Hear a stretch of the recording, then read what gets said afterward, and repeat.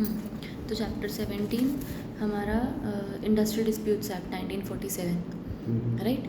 ये चैप्टर हम शुरू कर रहे हैं इंडस्ट्रियल डिस्प्यूट्स एक्ट, और ये चैप्टर 17 के अंदर इस चैप्टर में स्पेसिफिकली पता है क्या समझाया हुआ है कि कंपनीज़ के अंदर, फैक्ट्रीज़ के अंदर पता है अलग अलग कभी कोई लड़ाई हो जाती है या कोई डिस्प्यूट हो जाता है, मेन वर्कर्स के आपस में कोई डिस्प्यूट हो जाते हैं, कोई ओनर और वर्कर के बीच में डिस्प्यूट हो जाते हैं, कोई बंदा स्ट्राइक कर लेता है, वर्कर सारे स्ट्राइक पे चले जाते हैं, वो सब का क्या चीज़ है। इंडस्ट्री के अंदर ये अगर डिस्प्यूट्स हो जाते हैं तो कौन बंदा होएगा जिसको मैनेज करेगा, कमिटीज़ कौन सी होती हैं, बस ये सब इस चैप्टर के बारे में है, ठीक है। तो इसके अंदर तेरा पहला तो इंट्रोडक्शन ही है, उसका सिर्फ फर्स्ट पैराग्राफ मार्क कर ले और वो रीड कर लेना, ईजी है, कुछ नहीं, डेट्स दिए हुए हैं कि कब आया था, कितने कब से है, ठीक है। So that's it. उसके बाद ऑब्जेक्टिव आ जाओ स्ट्रेट अवे, बाकी दोनों पैराग्राफ छोड़ दो, ऑब्जेक्टिव आ जाओ। ऑब्जेक्टिव में फर्स्ट 3 लाइन सिर्फ इंडस्ट्रियल डिस्प्यूट्स एक्ट 1947 जो है, it makes provision for the investigation and settlement of industrial disputes, है ना। कोई पंगा अगर हुआ है, मैटर हुआ है, तो कहाँ से शुरू हुआ है, क्या करना है, उसका settlement, and for certain other purposes it ensures progress of the industry by bringing about harmony and cordial relationship between the employer and employees. बढ़िया, सेट है, क्लियर है। उसके बाद आ जाए नीचे तेरा ये केस है ना, workman of Dimakuchi tea estate versus Dimakuchi tea estate. बढ़िया, यहाँ पर इस केस के अंदर कुछ केस नहीं दिया हुआ कि केस में क्या हुआ था, इस केस के अंदर कुछ बात हुई थी कि एग्जैक्टली फिर वहाँ पर ऑब्जेक्टिव ऑफ दिस एक्ट समझाए गए दोबारा, ठीक है। प्रमोशन मेजर्स बताए गए, अब इन्वेस्टिगेशन कैसे करना चाहिए वो इस एक्ट में बताया जाता है। इलीगल स्ट्राइक से उसको प्रिवेंट करो, relief of workman in matters of lay of, मान ले नौकरी से निकालना पड़ा तो क्या करोगे उनके लिए आप। उसके अलावा प्रमोशन, कलेक्टिव बार्गेनिंग, ये सब दिए हुए हैं, ये टॉपिक्स हैं, ये आगे आ जाएंगे तुम्हें।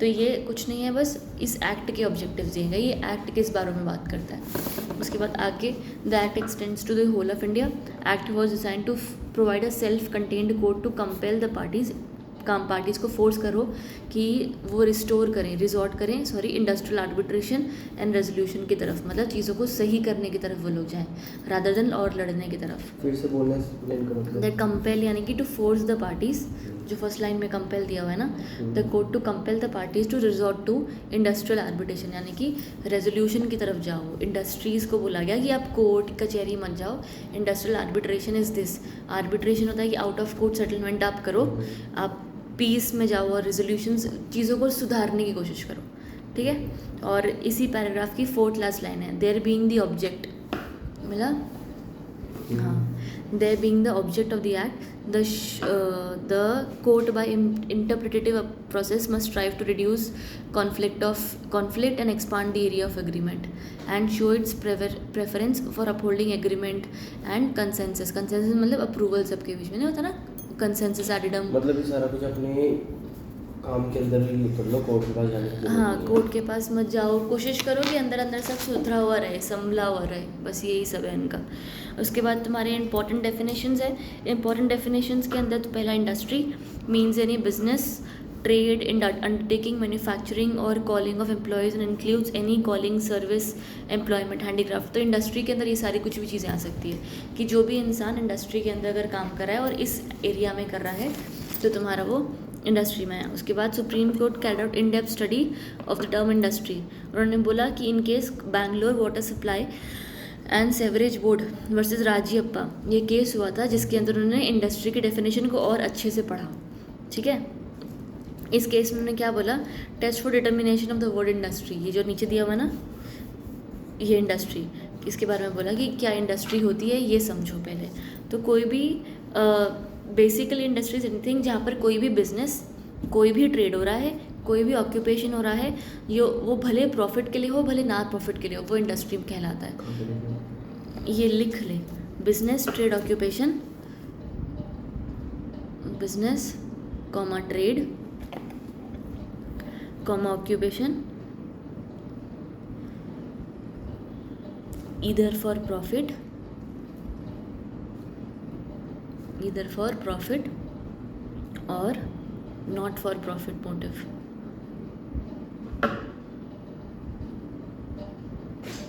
ठीक है यहाँ तक। उसके बाद तुम्हारा आ जाओ, after discussing the definitions from the various angles in the above case, supreme court laid down the following tests to determine whether an activity is covered by the definition of industry और not.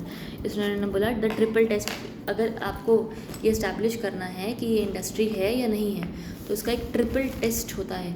और ये triple test क्या है? पहला systematic activity. Systematic activity मतलब कोई तरीके का कॉपरेशन हो रहा है बिटवीन द एम्प्लॉयर एम्प्लॉई, साथ ही साथ कोई प्रोडक्शन हो रहा है of the goods to satisfy human wants and wishes, लोगों के भलाई के, लोगों के लिए कोई प्रोडक्शन की जा रही है, ठीक है। उसके अलावा उन्होंने बोला एब्सेंस, अगर प्रॉफिट एब्सेंस है, या तो प्रॉफिट नहीं है या तो प्रॉफिट का मोटिव भी एग्जिस्ट नहीं करता, तो उससे हमें कोई फ़र्क नहीं पड़ता, इट इज़ इररेलेवेंट। उसके बाद the true focus is functional and decisive test is the nature of the activity with special emphasis on the employer employee relationship। exactly काम क्या हो रहा है, कोई सर्विस दे रहे हो कि क्या कर रहे हो, एम्प्लॉयर एम्प्लॉय रिलेशनशिप है या नहीं है, ये सारी चीज़ों के बारे में बात हुई। और lastly, if the organisation is trade और business, it does not cease to be one because of philanthropy animating the undertaking। if the organization is a trade or business, बात समझ, आधा पढ़, अगर एक ऑर्गेनाइजेशन ट्रेड और बिजनेस है तब भी वो बिजनेस है, तभी भी वो इंडस्ट्री है। बट इंडस्ट्री में ये नहीं होता कि बहुत सारे बिजनेसेस इकट्ठे होते हैं, वो हमारी वो जोग्राफिकल और वो वैसी डेफिनेशन होती है, ठीक है। हम किसी चीज़ को इंडस्ट्री कब बोलते हैं? जब वहाँ पर कोई भी तरीके का बिजनेस हो रहा हो, ट्रेड या बिजनेस हो रहा हो, उसको इंडस्ट्री। बस इन्होंने यहाँ पर इस तरीके से बोला कि वहाँ पर बिजनेस हो रहा हो, जो मैंने तेरे को लिखवाई ना 2 चीज़, वो मेन होना चाहिए कि कोई भी बिजनेस हो रहा हो, पॉइंट नंबर 1, वो भले नॉट फॉर प्रॉफिट होगा तो भी हमें कोई प्रॉब्लम नहीं है। हाँ, हमने यही पढ़ा है कि बहुत सारी कंपनीज इकट्ठी, मतलब इंडस्ट्री, टेक्सटाइल की इंडस्ट्री, क्लोथिंग की इंडस्ट्री, पर मुद्दा क्या है कि बिजनेस हो रहा हो, राइट, करेक्ट। तो उन्होंने क्या बोला कि अगर आपका ऑर्गेनाइजेशन में ट्रेड या बिजनेस हो रहा है तब भी वो एक इंडस्ट्री है। It does not cease to be one, मतलब वो इंडस्ट्री बनना रुक नहीं जाती है सिर्फ बिकॉज वो फिलैंथ्रोपिकली काम कर रही है। फिलैंथ्रोपी मतलब बेसिक इंसानियत वाले काम कर रही है, ऐसे लोगों की भलाई के लिए काम कर रही है, ठीक है। तो कोई भी ट्रेड या इंडस्ट्री हमेशा, ट्रेड या बिजनेस हमेशा इंडस्ट्री है, भले वो प्रॉफिट के लिए काम कर रही हो, भले वो नॉट फॉर प्रॉफिट काम कर रही हो, ये याद रखना, नॉट फॉर प्रॉफिट भी इंडस्ट्री कहलाती है, ठीक है। उसके बाद second point, section 2J uses the word widest amplitude in two limbs, their meaning cannot be magnified over stretch, कितना सारा लिखा है। undertaking must suffer a contextual association shrinkage, so कुछ काम का था इधर अब तक।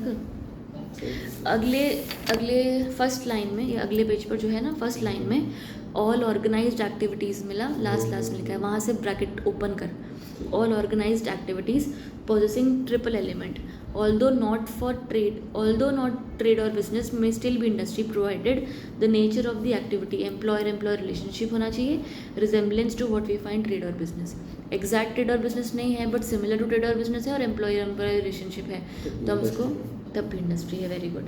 उसके बाद अगला आ जा, थर्ड पॉइंट रहने दे, अगले पॉइंट पर आ जा। Hence the Supreme Court observed that professions, clubs, industry, educational institutions, cooperatives, research institutes, charitable projects and the kindred यानी कि similar adventures if they fulfil the triple test, यानी कि 3 बार टेस्ट है। हाँ, तो पहला तो एम्प्लॉय के रिलेशन होगा, हाँ, बिजनेस और ट्रेड बिजनेस होगा, भले वो प्रॉफिट हो या नॉट फॉर प्रॉफिट हो, ठीक है।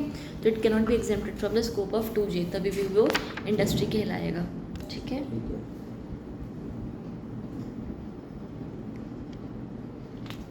उसके बाद तुम्हारा अगला आगे पढ़ना रिस्ट्रिक्टेड कैटेगरी से, नहीं बस इतना कोई 2J मतलब नहीं है। रहने दे, इतना ज़्यादा पढ़ने का कोई सेंस नहीं बनेगा। अगला पैराग्राफ रीड मार्क कर ले, और मुझे तो ये सब भी कुछ काम का नहीं लग रहा है।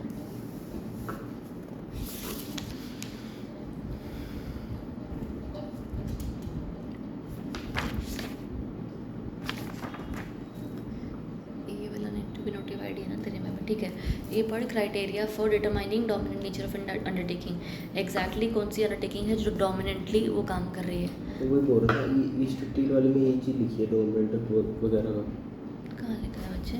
इससे आगे A restricted category of profession, club, cooperative and Guru class and little research lab may qualify for exemption if in the simplest venture substantially and going on and going with dominant nature criteria substantively no employee are entertained in but in minimal matters marginally employees are hired without destroying the non-employee character of the unit.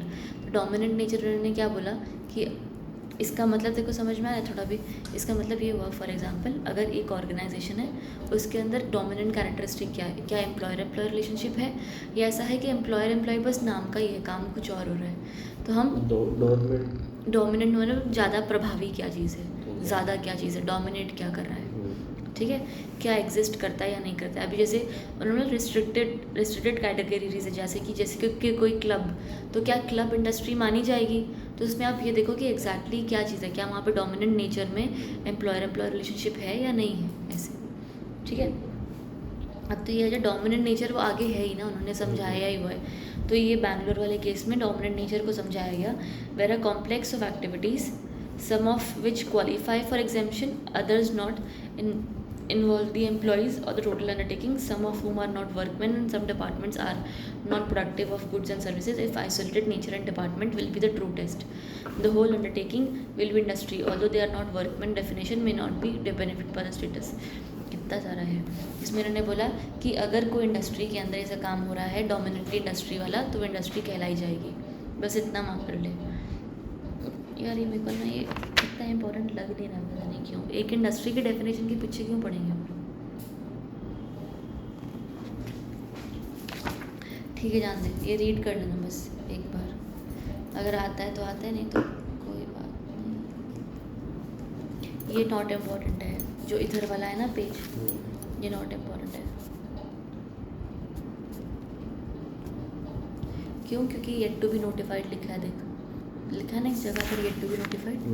Yet to be notified मतलब ये law हमने बनाया तो है, अब तक लागू नहीं हुआ. अगर लागू नहीं हुआ तो फिर तुम्हें पूछते बहुत, ऐसा नहीं है, नहीं पूछते. ठीक है, इंडस्ट्रियल डिस्प्यूट आ जा. इंडस्ट्रियल डिस्प्यूट हाँ मीन्स एनी डिस्प्यूट और difference between employer and employee. समझ रहा है, ये सारे देख खाली वर्ड्स हैं. एम्प्लॉयर एम्प्लॉई के बीच में लड़ाई, बिटवीन एम्प्लॉयर्स एंड वर्कमैन के बीच में लड़ाई, या बिटवीन वर्कमैन के आपस में लड़ाई, किसी के बीच में लड़ाई हो गई. हाँ, which is connected with the employment और नॉन एम्प्लॉयमेंट और द टर्म्स ऑफ एम्प्लॉयमेंट और with the conditions of labour of any person. जो लड़ाई है वो किस बारे में होनी चाहिए वो भी ज़रूरी है, एम्प्लॉयमेंट के बारे में या नॉन एम्प्लॉयमेंट के बारे में. मतलब नौकरी पे हैं वो बंदा और उसलिए लड़ाई हो रही है, या नौकरी से निकाल दिया गया इसलिए लड़ाई हो रही है, नौकरी पे जो कंडीशंस हैं ऑफ वर्क उसलिए लड़ाई हो रही है, कोई भी तरीके से वैसी कोई लड़ाई है. बढ़िया. The above definition can be analysed and discussed under the following heads. There should exist a dispute और डिफरेंस. डिस्प्यूट बिटवीन दीज तीन should be with the 3 points, वो सेम दिया हुआ है, और शुड रिलेट टू इंडस्ट्री. आ रहा है. उसके बाद वर्कमैन की definition. Workman means any person including apprentice. Apprentice मतलब इंटर्न, जो कंपनीज में इंटर्न की तरफ से काम करते हैं, apprentice. Workman means any person including an apprentice employed in any industry to do any manual, unskilled, skilled, technical, operational, clerical, supervisory, कोई भी तरीके का वर्क वो कर रहा है फॉर हायर और रिवॉर्ड. ठीक है, वेदर इन फॉर हायर और रिवॉर्ड मतलब उसको मंथली पैसा मिलेगा या तो कमीशन कुछ मिल रहा है. ठीक है, whether the terms of employment be expressed और implied for the purpose of any proceeding of this act in relation to industrial dispute. बढ़िया. तो वर्कमैन मतलब कोई भी इंसान जो एक कंपनी में लगा हुआ है, वो काम वो कर रहा है, वो इस तरीके का काम हो सकता है, कमीशन बेस्ड है, रोज़ के दौरान में काम कर रहा है, and he in relation to an industrial dispute includes, और वो बंदा कुछ काम का है, वो बंदा कर ले. अगला वर्कमैन है ना, राइट. तो वर्कमैन में यही सारे इंक्लूड्स कौन कौन सा बंदा वर्कमैन आता है. अब ना एक चीज़ को समझना, इस चैप्टर के अंदर ना बहुत बार ऐसा लिखा होगा in relation to industrial dispute, in relation to industrial dispute. इसका मतलब क्या कि वैसे फैक्ट्री के अंदर ये बंदा, ये चीज़ इंडस्ट्री है, ये बंदा वर्कमैन है, वो बंदा एम्प्लॉई है, एम्प्लॉयर है, पर हम इस एक्ट में तो वो पढ़ रहे हैं ना कि लड़ाइयाँ हो रही है, राइट. तो हमारे लिए डिस्प्यूट में जो एक वर्कमैन है वो ही वर्कमैन है. हमें किसी नॉर्मल आम इंसान से और आम वर्कमैन से भी ज़रूरत नहीं है. इस एक्ट के हिसाब से वो वर्कमैन से बात करनी है जिस वर्कमैन की किसी और के साथ लड़ाई हुई है. ठीक है, तो वर्कमैन इंक्लूड्स एनी पर्सन जिसकी लड़ाई हुई है, and includes any person who has been dismissed, discharged, retrench मतलब यही होता है काम से निकाल दिया गया एक तरीके का, in connected with or as a consequence of that dispute. बढ़िया, क्योंकि लड़ाई हुई है उस चक्कर में उसको निकाल दिया, वो एक ऐसा वर्कमैन। या तो any person who has dismissal, discharge और retrenchment has led to that dispute, कि उसको निकालने के वजह से डिस्प्यूट हो गया। आया दो तरीक़ों से, उसको तेरे को निकाल दिया तो इसलिए लड़ाई मचेगी, या तो लड़ाई मचने की वजह से तुझे निकाल दिया। बढ़िया, तो एंड इज सब्जेक्ट टू, ये वाले एक्ट्स जो है ना, who is subject to army act, police service, who is employed mainly in managerial administrative capacity, supervisory capacity, drawing more than 16,000 पर महीना, 16,000 बोलो 1600 पर मंथ। बस ये वाले बंदे वो नहीं होंगे, इंक्लूड नहीं होंगे। हाँ, ये वाले बंदे मतलब इंक्लूड नहीं होंगे, डज नॉट इंक्लूड। हाँ ठीक है। उसके बाद स्ट्राइक मतलब पता है ना देखो, वर्कर सारे स्ट्राइक पे बैठ जाते हैं, काम नहीं करते। हाँ, उसका मतलब क्या हुआ कि काम स्टॉप हो गया, राइट। तो कोई भी तरीके से सीजेशन हो गई है वर्क की, राइट। तो strike means cessation of work bye a body of persons employed in the industry, है ना। एक्टिंग इन कॉम्बिनेशन और कंसर्टेड रिफ्यूज़ल, मतलब कोऑर्डिनेट तरीके से काम कर रहे हैं, राइट। और refusal under a common understanding, सब लोग ने आपस में मन बनाकर काम ना करने का सोचा है, तब स्ट्राइक होती है ना। Of any number of persons who are और have been so employed to continue to work और टू एक्सेप्ट एम्प्लॉयमेंट। बढ़िया, तो ऐसे कुछ लोग जो एक जगह पर एम्प्लॉयड हैं, इकट्ठे एम्प्लॉयड हैं, वो लोग ने इकट्ठा काम करने का ना सोचा कि हम सब के सब इकट्ठा रिफ्यूज़ करते हैं काम को या यहाँ पर काम करने को, ठीक है। Strike is a weapon of collective bargaining, कि हम इकट्ठा सब लोग कलेक्टिवली कुछ चाहते हैं जब, तो उसको एक तरीके का वो हमारा हथियार है। Is a collective bargaining in the amount of workers. अगला फर्स्ट पॉइंट आ जा सीधा, the strike can take place only when there is a cessation of work और refusal to work by the workman acting in combination और in connected manner. Time factor और duration of the strike is immaterial, कितनी लंबी strike हुई इसका कोई फर्क नहीं पड़ता। The purpose behind the cessation of work is irrelevant also in determining whether there is a strike or not, ठीक है। तो हमें उससे कोई फ़र्क नहीं पड़ता कि स्ट्राइक क्यों हुई है, क्या हुआ है, क्या दिक्कत है, क्या नहीं दिक्कत है। स्ट्राइक का मतलब होता है कि regardless of time, duration, reason, purpose, अगर लोगों ने काम करना रोक दिया तो वो स्ट्राइक है, यहाँ तक, ठीक है। उसके बाद तुम्हारा अगला पैराग्राफ, फर्स्ट पॉइंट का second paragraph, however mere presence in the striking crowd would not amount to strike unless it can be shown that there is a cessation of work। लोग सिर्फ ऐसे मान ले कि हमने काम करेंगे और तो लोग खाली बोल रहे हैं ऐसा, बाकी साथ साथ काम कर ही जा रहे हैं, तो क्या फ़र्क, तो स्ट्राइक नहीं होगा। स्ट्राइक होने के लिए काम रुकना चाहिए। बढ़िया, मान ले कोई मशीन है जिसमें ना कपड़े धोने की मशीन है, उसमें 4 घंटे लगते हैं कपड़े धुलने में, वो लोग मशीन ऑन करके चले गए स्ट्राइक करने, तो क्या धुल ही रहा है ना, काम तो हो ही रहा है ना, वैसा हो गया, समझ ले। अगला second point, a concerted refusal, a refusal under a common understanding of any number of persons to continue to work और to accept employment will amount to a strike, कि साथ में लोगों ने मना किया कि हम काम नहीं करेंगे, वो स्ट्राइक है। General strike is one where there is a concert मतलब अप्रूवल सबका, concert or combination of workers stopping or refusing to resume work, हम काम शुरू नहीं करेंगे। Going on mass casual leave, इकट्ठे चले गए, under a common understanding amounts to strike. However refusal by workman should be in respect of normal lawful work with workman, मतलब refusal of workman सही काम के लिए होना चाहिए, आप जिस काम के लिए लगे हो उस काम के लिए हम मना कर रहे हैं, ऐसा होगा। उसके बाद तुम्हारा अगला क्या है, टाइप्स ऑफ स्ट्राइक आ जा, ये काम का है कुछ नहीं, ठीक है। थर्ड पॉइंट पढ़ ही ले, striking workman must be employed and which is not being close down. पहले ऊपर वाला देख क्या हुआ, थर्ड वाला पॉइंट एक बार देख। थर्ड पॉइंट में स्ट्राइकिंग जो वर्कमैन है वो कंपनी के अंदर होने तो चाहिए ना, एम्प्लॉयड होने चाहिए, राइट। और lastly, even when workman cease to work and the relationship of employer employees deem to continue, भले वो सस्पेंड हो रखे हैं। क्या मतलब अगर तूने स्ट्राइक करी है इस कंपनी में तो भी तो मेरा एम्प्लॉय तो है ही ना, तू काम नहीं कर रहा है तब भी तो मेरा एम्प्लॉय है, काम शुरू करने को मना करे तब भी तो मेरा एम्प्लॉय है, राइट। स्ट्राइक करने का ये मतलब नहीं कि एम्प्लॉयर एम्प्लॉय का रिलेशनशिप खत्म हो जाता है। बढ़िया, अगला जो टाइप ऑफ स्ट्राइक चलेगा वो रहने दे, इतना नहीं ज़रूरत, इतना ही काफ़ी है। टाइप ऑफ स्ट्राइक्स में अलग अलग स्ट्राइक्स होते हैं, stay in, sit down, pen down और टूल डाउन स्ट्राइक। मतलब क्या हुआ कि लोग वर्कमैन जो है वो कंपनी के अंदर आए, अंदर आके बैठे, ठीक है, और काम नहीं कर रहे हैं, ठीक है। ना ही जा रहे हैं वापस, फैक्ट्री छोड़ के भी नहीं जा रहे हैं, अंदर आ गए, बैठ गए, टूल्स अपने रख दिए कि हम आ तो गए, हम काम नहीं करेंगे, फैक्ट्री के अंदर ही बैठे हैं, हमारी मांगे पूरी करो जब तक हम घर भी नहीं जाएंगे, ऐसा सिट डाउन स्ट्राइक। ठीक है, ये बेसिक स्ट्राइक होती है। सही, इसको मार्क कर ले, ये रीड कर लेगा, सिंपल है, कुछ नहीं, आगे काम कर, नहीं काम कर रहे बस। उसके बाद गो स्लो, ये गो स्लो होती है ना, ये वैसे एक तरीके की स्ट्राइक ही है, पर इसको हम है ना नॉट स्ट्राइक बोलते हैं। क्यों? क्योंकि स्ट्राइक के डेफिनेशन में आने के लिए आपको काम बंद करना पड़ेगा ना, इसलिए ये नॉट अ स्ट्राइक होती है। ये क्या है? एक तरीके का मिसकंडक्ट, एक गलत चीज़ है ये। इसका मतलब क्या हुआ कि मान ले कोई ऐसा काम है जिसको काम को करने के लिए ना एक दिन लगता है पर वो 3 दिन में खत्म कर रहे हैं। हाँ, 3-3 दिन 4-4 दिन लगा रहे हैं। तो मान ले जो मशीनें चलेंगी वो भी तो लंबा टाइम चलेंगी, तो आपका कितना फालतू खर्चा है, सब कुछ एक्स्ट्रा है। तो ये गो स्लो स्ट्राइक ज़्यादा ख़राब चीज़ है। बढ़िया, तो इससे अच्छा काम मत करो, वैसा हो जाता है। तो ये जो डब्बा है ना, उस डब्बे में 2 3 4 5वीं लाइन है, ऊपर से भी नीचे भी से भी, while delaying production and thereby reducing the output, the workmen claim to have remained employed, entitled to full wage also.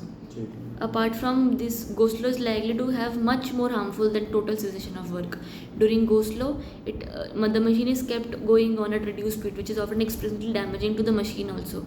For all these reasons, go slow has always been considered as a serious type of misconduct. आया? मतलब ये गलत है। गलत है, misconduct है, गलत चीज़ है तुम्हारे पार्ट पे। ठीक है, अगला तुम्हारा अभी आ जाओ, सेकंड लाइन जो है अगले पैराग्राफ की, go slow is a serious misconduct being a covered and more damaging breach of the contract of employment. ठीक है, ये अलग अलग बस एक्ट्स के हिसाब से दिया हुआ है। उसके बाद तुम्हारा सिंपैथेटिक स्ट्राइक। सिंपैथेटिक स्ट्राइक का मतलब क्या हुआ कि मेरी कोई मांग नहीं है पर तुम्हारे साथ इतना ख़राब हुआ है कि मैं तुम्हारे साथ बैठ गई हूँ स्ट्राइक पे, सिंपैथी।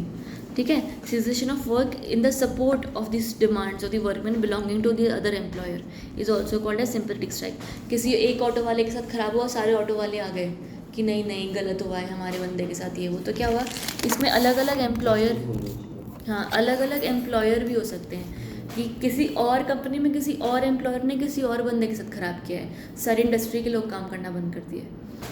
ठीक है, तो ये होगा sympathetic strike. This is unjustifiable. Justifiable तो नहीं है ना कि आप क्यों कर रहे हो ऐसे। This is unjustifiable invasion of the right of the employer who is not at all involved in the dispute.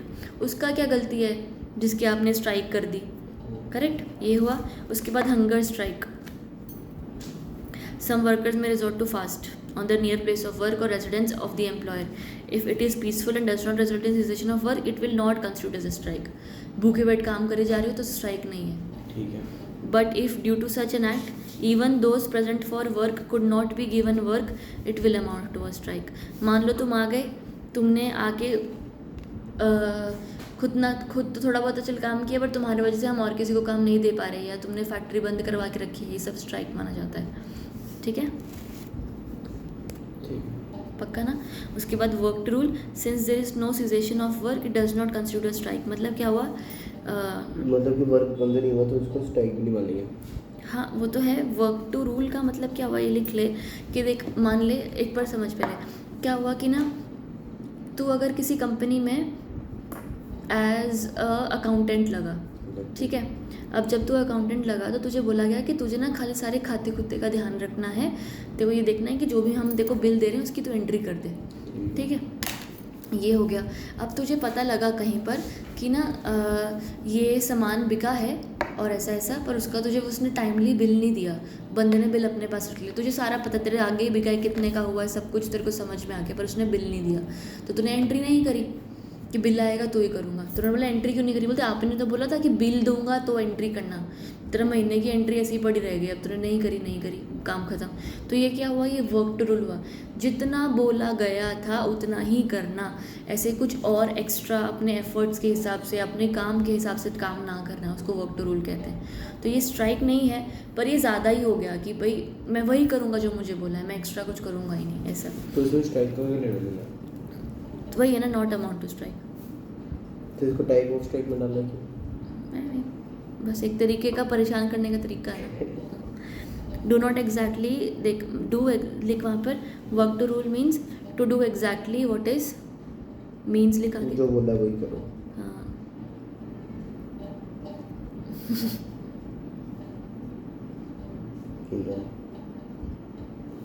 ठीक है। Negative strike. Negative strike. तो हाँ, तो एग्जैक्टली वही कर रहे हैं वो लोग, और इससे इनकन्वीनियंस कॉज हो सकती है, राइट। उसके बाद तुम्हारा अगला क्या है, the legality of strike is determined with reference to the legal provisions in the act and the purpose for which the strike was declared is not relevant in the directing legality. कि मतलब जो purpose का कोई फ़र्क नहीं पड़ता हमें कि स्ट्राइक करी क्यों है, स्ट्राइक कैसे हुई है, पीसफुल है, मार मूर के हो रही है, क्या कर रहे हो, दंगे कर रहे हो, गाड़ियाँ तोड़ रहे हो, क्या कर रहे हो, हमें वो चेक करना है कि लीगैलिटी है या नहीं, राइट। तो इसके नीचे the justifiability of strike has no direct relation to the question of its legality. Justifiable मतलब क्या ये वजह सही थी स्ट्राइक करने के लिए, उससे हमें कोई फ़र्क ही नहीं पड़ता। हाँ, एक्ट से फर्क पड़ता है। हाँ, हमें स्ट्राइक देखना है कि स्ट्राइक कैसी हुई है। अगर तुमने स्ट्राइक करी क्योंकि एक बंदा मार दिया किसी एम्प्लॉयर ने, रीजनेबल कॉज है। तुमने स्ट्राइक करी क्योंकि एक बंदा है, उसको छुट्टी चाहिए थी, उसकी बेटी की शादी थी, तुमने छुट्टी नहीं दी, तुम लोग ये क्या बात हुई, ये क्या बात हुई, तुम क्यों इतना लड़ रहे हो, छोड़ देता जाओ जॉब, कुछ भी बोल देता।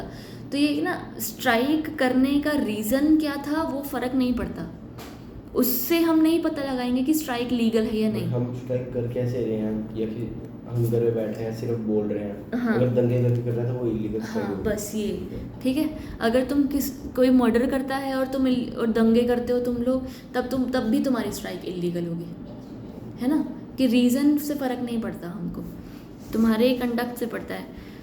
तो यहाँ तक कर लिया था मार्क, वो बस वो एक लाइन थी, और इसी में ही थर्ड लाइन है, the justification of strike, last में लिखा हुआ है, of strike has to be viewed from the stand point of fairness, reasonableness of demand, कि तुम्हारी डिमांड क्या है, कि किस तरीके से तुम मांग रहे हो demand, and not merely from the stand point of the exhausting all the legitimate means to open to them.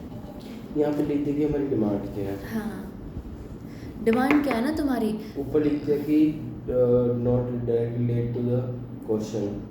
वो जस्टिफाइबिलिटी ऑफ स्ट्राइक क्यों किया वो नहीं फ़र्क पड़ता, तुम मांग क्या रहे हो, तुम मांग क्या रहे हो, तुम मांग रहे हो कि आज के बाद सारे एम्प्लॉयर जो है ना वो हमें हमारी पगार 3 गुनी कर दें। ये डिमांड तुम्हारी इलीगल है, जो तुम काम कर रहे हो तुम्हें उसी हिसाब का पगार मिलेगा ना। ऐसा कि तुम्हारी डिमांड क्या है और तुम्हारा स्ट्राइक करने का तरीका क्या है, उस पर लीगैलिटी फ़र्क पड़ती है, इस पर फ़र्क नहीं पड़ती कि तुमने स्ट्राइक करी क्यों है। वाई, क्यों और डिमांड में फर्क क्या है? क्यों ये हो सकता है कि अगर मान ले किसने एक बंदे ने किसी का मर्डर कर दिया। अब ये बताओ, जैसे कि हाँ जो मतलब मर्डर कर दिया किसी बंदे ने, बंदे स्ट्राइक पे चले गए, इसमें उनकी डिमांड क्या रहेगी कि हमें जस्टिस चाहिए, या हाँ, तो वही बात है ना, अगर डिमांड चाहिए कि जस्टिस चाहिए तो लीगैलिटी हुई। मान लो उसने बोल दिया कि आज के बाद से क्योंकि मर्डर हुआ है ना, तो अब से सारे बंदों की पगार 5 गुना हो जानी चाहिए, क्योंकि हमें डर लगता है काम पे आने में। ठीक है। तो ये कैसे डिमांड हुई? मतलब कि क्वेश्चन कुछ भी हो सकता है, स्ट्राइक वैलिड हो जाएगी, बट जो डिमांड होगी कि इन रिटर्न हमको क्या चाहिए, हाँ। वो भी लीगल होना चाहिए। हाँ, वो लीगल होना चाहिए, स्ट्राइक करने का तरीका लीगल होना चाहिए। ठीक है, ऐसे तुम बंदे का सिर पाड़ दो कि तू दे नहीं रहा है तो भी नहीं चलेगा। ठीक है, अगला paragraph, therefore if the strike मिला, सेकेंड लाइन में है, the strike was resorted to by the workers in support of the reasonable fair and a bona fide demand। अगर शांतिफुल सही bona fide डिमांड थी और पीसफुल मैनर था, फिर तुम्हारी स्ट्राइक जस्टिफाइड है। where it was resorted by using violence, sabotage, ulterior purpose, गलत वजह, sabotage, लोगों को धोखाधड़ी करना, वायलेंस करना, तो फिर स्ट्राइक तुम्हारी अनजस्टिफाइड है। ये एकदम इंपॉर्टेंट पैराग्राफ यहाँ पर तुम्हारा कंक्लूड होता है ना। यहाँ तक समझ में आ रहा है? और उसके बाद अगला पैराग्राफ मार्क कर ले, रीड कर लेना, अगला भी कर देना, ये नीचे के 3 पैराग्राफ रीड कर लेना। ठीक है, नेक्स्ट आ जाओ लॉकआउट। लॉकआउट का मतलब क्या हुआ? हाँ, ताले लगाया। पता है किसने लगाया? काम एम्प्लॉयर नहीं लगा दिया, जाओ भड़ में, तुमको ज़्यादा लड़ना है ना, स्ट्राइक कर रहे हो, तुमको ही मैं निकाल रहा हूँ, ये टाइम के तुमको पगार भी नहीं मिलेगी, ये टाइम का एम्प्लॉयमेंट भी बंद। Lockout, stopping of work by the employer himself, that is lockout. ठीक है, तो अब ये lockout means temporary closing of a place of employment और सस्पेंशन ऑफ वर्क और refusal by an employer to continue to employ any number of persons employed by him. बढ़िया, उनको suspend कर दिया गया उस टाइम के लिए। Lockout is an antithesis to strike, मतलब एक तरीके से स्ट्राइक को काउंटर करने के लिए लॉकआउट होता है, ठीक है। तो स्ट्राइक को काउंटर करने के लिए लॉकआउट होता है। Just as strike is a weapon available to employ, lockout is a weapon available to the employer to persuade को, जो भी उनका डिमांड को समझाने के लिए, राइट। अगले पैराग्राफ में रेलू ना आता है। अगला paragraph, in lockout the employer refuses to continue to employ the workman employed by him even though there is no intention to close down the unit। अगर जगह ही बंद हो गई, इंडस्ट्री बंद हो गई, कंपनी बंद हो गई, फिर तो क्या लॉकआउट, फिर तो बंद ही हो गई ना अगले की कंपनी। लॉकआउट कब होगा? जब मैं कंपनी नहीं बंद कर रहा पर तुझे काम पे नहीं रख रहा, that is lockout. This essence of lockout is refusal of the employer to continue to employ the workman, and even if suspension of work is ordered, it would be continued to lockout. But mere suspension of work, but से mark करना main, but mere suspension of work unless it is accompanied by intention on the part of the employer as retaliation will not amount to lockout। कि मैं खुद भी retaliate कर रहा हूँ, कि मैं भी बदला ले रहा हूँ, मान ले स्ट्राइक का तेरे, उसको लॉकआउट कहते हैं। ऐसे ही सिर्फ सस्पेंड करना वो लॉकआउट नहीं होता, पहले स्ट्राइक होनी चाहिए, स्ट्राइक के बदले में लॉकआउट होना चाहिए, ठीक है। उसके बाद तेरा ले ऑफ, ले ऑफ मतलब काम से निकाल देना। अब है ना, ले ऑफ में ऐसा होता है कि ये सिर्फ ना ऐसा नहीं है कि तुम काम नहीं अच्छा कर रहे हो इसलिए निकाल रही हूँ मैं, ऐसा नहीं है। जैसे कि लॉकआउट में होता था कि वो आगे वाले बंदे हमें स्ट्राइक कर रहे थे तो हम उनको लॉकआउट दे रहे थे, उनका काम बंद कर रहे थे। ले ऑफ में और इसमें क्या डिफरेंस है? हाँ, ले ऑफ, लॉकआउट टेम्पररी होता है, मतलब टेम्परेरी हम बंदों को निकाल रहे हैं, परमानेंट उनको सस्पेंशन नहीं दे रहे। हाँ, टेम्पररी निकाल रहे, बंद कर दिया कि तुम्हें करनी है स्ट्राइक तो मैं उसके बदले लॉकआउट करता हूँ, कर लो स्ट्राइक, क्या कर लोगे, तो उस टाइम की मुझे पगार वगार भी देनी पड़ेगी ना, ऐसा सब हो जाएगा। ले ऑफ है ना अलग चीज़ है, एंटायरली अलग चीज़ है। ले ऑफ में क्या हुआ ना, मैंने जॉब से निकाल दिया है आदमी को, ले ऑफ ही कर दिया मैंने, उसको काम से निकाल दिया। क्यों निकाला? मुझे उस पर कोई गुस्सा नहीं था, understand the point. Lay off पे मेरे को बंदे पे गुस्सा नहीं है, ले ऑफ के अंदर मेन ये होता है कि यार मेरे पास काम ही नहीं है। वो कोरोना के टाइम पे बहुत सारे लोग ले ऑफ किए गए थे बाहर, पता है कितने लोग देखे थे, गूगल में से इतने लोग ले ऑफ कर दिए, AI आ गया इतने लोग ले ऑफ कर दिए। ले ऑफ मतलब काम ही नहीं है, ठीक है। तो lay off is a grammatical variation and cognitive, ठीक है, means the failure, refusal or inability of an employer to give employment. मेरे पास है ही नहीं काम तो मैं देखो कहाँ से दूँ। Inability of the employer to give employment, मतलब वो ऊपर से उसको ऑर्डर आ रखे हैं कि आगे वो नहीं दे सकता, ऊपर से ऑर्डर नहीं रखा, काम ही नहीं है। तो समझ, अगर जैसे वो तू बोल रहा है इतना फ्लड आ गया, सब कुछ हो गया, तो वहाँ पर उस खेत में क्या फार्मर अपॉइंट करवाएगा? वहाँ पे काम ही नहीं है ना, समझ रहा है बात, काम ही नहीं है तो देखो नौकरी पे किसको रखेगा जब काम ही नहीं है तो, राइट। तो unable to give employment due to following reasons, कौन से हैं?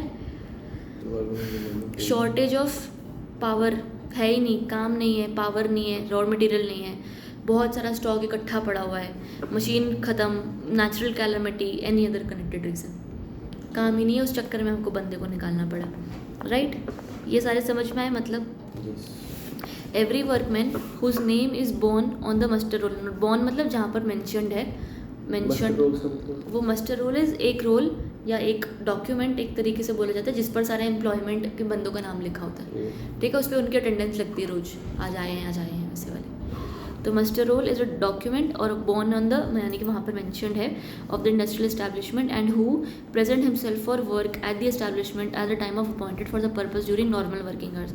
एवरी वर्कमैन जिसका नाम मस्टर रोल पर है वो काम करने आया है, नॉर्मल बिजनेस आवर्स पर आया है, पर हम उसको काम ही नहीं दे पाए। कैसे नहीं दे पाए?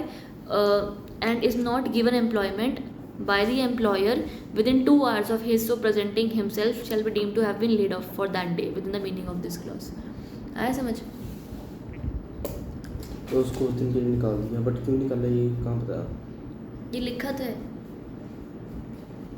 अच्छा, इन रीजंस की वजह से। हाँ, ठीक है। वो आया काम करने, मेरे पास रॉ मटेरियल ही नहीं था, ठीक है। वो आया काम करने, मेरी इकट्ठा पड़ा है सामान, वही नहीं बिका अब तक, तो और बना के क्या करें। वो आ गया बंदा काम करने, मशीन टूटी हुई है, ये रीज़न की वजह से। ठीक है। कैलामिटी आ गई, कुछ कैलामिटी वही ना, फ्लड, अर्थक्वेक, जो भी, राइट। तो अगर मैं उसको आने के बाद 2 घंटे तक काम ना दे पाई तो उसको ले ऑफ है फॉर दैट डे ओनली, ठीक है। Provide that if the workman instead of being given employment at the commencement of any shift for any day is asked to present himself for the purpose during his second half, मतलब तो second half आ जा, सुबह मेरे पास, तूने पहले ही उसको बोल दिया कि सुबह मेरे पास कल काम नहीं है तो दोपहर को बाद में आना, दोपहर के बाद आना, और वो आ गया एंड इज गिवन एम्प्लॉयमेंट, तो फिर he shall deem to be laid off only half of the day, ठीक है। और further that if he is not given any such employment even after presenting himself, मतलब मान ले वो आधे दिन के लिए भी आया था बेचारा, तो उसको तभी भी नहीं एम्प्लॉयमेंट दी, तो he shall not be deemed to have been laid off for the second half of the shift for the day and shall be entitled to full basic wage and dearness allowance for that day, ठीक है। मतलब मैं सुबह आई, तूने मुझे 2 घंटे के अंदर अंदर काम नहीं दिया, तो मैं उस दिन के लिए ले ऑफ हूँ, ख़त्म। उस दिन का मेरे को पगार भी नहीं मिलेगा, कुछ भी नहीं मिलेगा। दूसरी बात, तूने मेरे को बोला कि दोपहर को आना, मैं दोपहर को आई, तूने मुझे काम दे दिया, तो मैं सिर्फ आधे दिन के लिए ले ऑफ थी, बाकी के दिन मैंने काम किया। तीसरी बात, तूने मुझे बोला दोपहर को आना, मैं दोपहर को आ गई, तो उस टाइम पे भी मेरे को काम नहीं दे पाया, तो फिर मेरी गलती नहीं है, तूने मुझे बोला था ना कि दोपहर को आना, राइट, तो मैं दोपहर को आ गई। अब अगर तूने मुझे काम किया ना, फिर वो ले ऑफ नहीं माना जाएगा, ऐसा माना जाएगा कि मैं काम पे आई हूँ, मैंने काम किया है, तुझे मुझे पगार देनी पड़ेगी, ठीक है।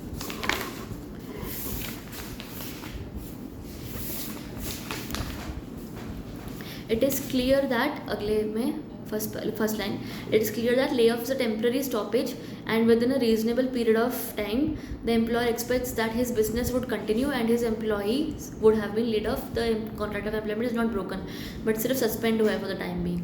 Usually layoff में लोगों का intention ही यही होता है कि यार अभी मैं तेरे को layoff कर रहा हूँ, कल को काम आया तो बुला लूँगा, ठीक है। तो it is not necessary, मैंने बोला ना को permanent, it's not necessary that it is permanent. इसमें भी परमानेंट नहीं है, इसमें भी परमानेंट नहीं है, वहाँ पर बदला लेना है, यहाँ पर काम नहीं है, इंटेंशन अलग है, ठीक है। और fourth line, it is not open to the employer, मिल गया, under the cloak of lay off to keep his employee in a state of suspended animation and not to make up his mind whether the industrial business would ultimately continue और not. ये आपकी गलत बात हो जाएगी अगर आपने lay off बोल के बंदे को निकाल रखा है, ना काम पे बुला रहा, ना वो कहीं और काम पे जा पा रहे, ठीक है। हाँ, बस ये पैराग्राफ रीड कर लेना, बाकी इजी है। ले ऑफ होगा वो मैलाफाइड होगा अगर आपने उसको झूठ बोल के निकाला हुआ एक्सेट्रा, ठीक है। रिफ्यूज़ल सिर्फ इन वजह से होना चाहिए, जो नीचे दिए हुए हैं वो सेम पॉइंट्स हैं सारे, ठीक है। उसके बाद lastly the right to lay off can not be claimed as an inherent right of employer, right must be specifically provided by either of the contract of employment or by statute. Law आपको allow करना चाहिए, आपका contract आपको allow करना चाहिए, ठीक है। और इसी पैराग्राफ में सेकेंड लास्ट लाइन है, rubber power to lay off must be found out from the terms of the contract of service or standing orders of the governing the establishment. कि मतलब तुम्हारा वो लॉ एस्टैब्लिशमेंट या main bodies जो हैं company की, BODs हैं, management है, वो लोग ये चीज़ को पावर को एक्सरसाइज करेंगे ले ऑफ करने की। ऐसे कोई भी बंदा उठ के नहीं बोल सकता कि आज काम नहीं जाओ, ठीक है। Difference between lay off and lockout, ये देख तो पूछ रहा था ना कब से, आ गया। Difference between layoff and lockout. In layoff, employer refuses to give employment due to certain specified reasons. But in lockout, deliberate closure of business है and employer locks out the workman not due to any such reason. जबरदस्ती बंद किया है, सब काम पड़ा है पर मैं तुमको करने नहीं दूंगा। Deliberate closure को जानबूझ के, ठीक है, जानबूझ के मैंने क्लोज किया। बात समझ आई ना? सारा काम पड़ा है, मैं देखो करने नहीं दूंगी, वो लॉकआउट है। ले ऑफ में मैं चाहती हूँ तो काम करे पर काम है नहीं, मैं क्या करूँ। In lay off business continues but in lockout place of business is closed. In lockout there is no question of any wage, पैसा मिलेगा नहीं मिलेगा कोई पता नहीं है, ठीक है। no question of any wage or compensation being paid unless lockout is held to be unjustified. unless until ये प्रूव हो जाए कि लॉकआउट इलीगल थी ना, लॉकआउट भी इलीगल हो सकता है कि अगर लॉकआउट इलीगल था तो पेमेंट मिलेगी, लॉकआउट इलीगल नहीं था तो पेमेंट नहीं मिलेगी, ठीक है। ले ऑफ में ज़रूरी नहीं, ले ऑफ में पेमेंट मिल भी सकती है क्योंकि तू तो काम करने आया था ना, तुझे नहीं दिया काम, तेरी है गलती। Lay off is result of trade reasons, काम नहीं है। But lockout is a weapon, है ना। Lockout is subjective to certain restrictions and penalties but it is not so in case of lay off. However ये मान ले दोनों same क्या से हैं, बोथ टेम्प्रेरी हैं, both cases, in both cases the contract of employment is not terminated but remains in suspended animation. या ठीक आ गया ना समझ, तो लंबा चैप्टर है।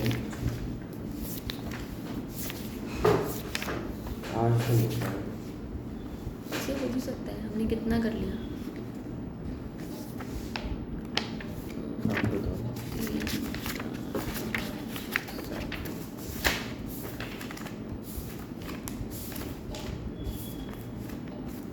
थोड़ा दिक्कत है।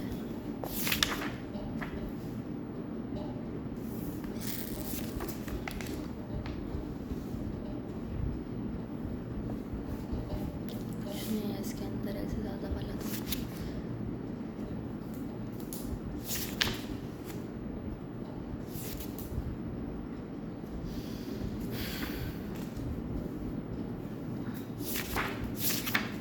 चलो पढ़ते हैं, कोशिश तो करते हैं। रिटेंशन मतलब टर्मिनेशन ऑफ सरप्लस लेबर, लिखते हैं वहाँ पर पहले। Termination of surplus labour.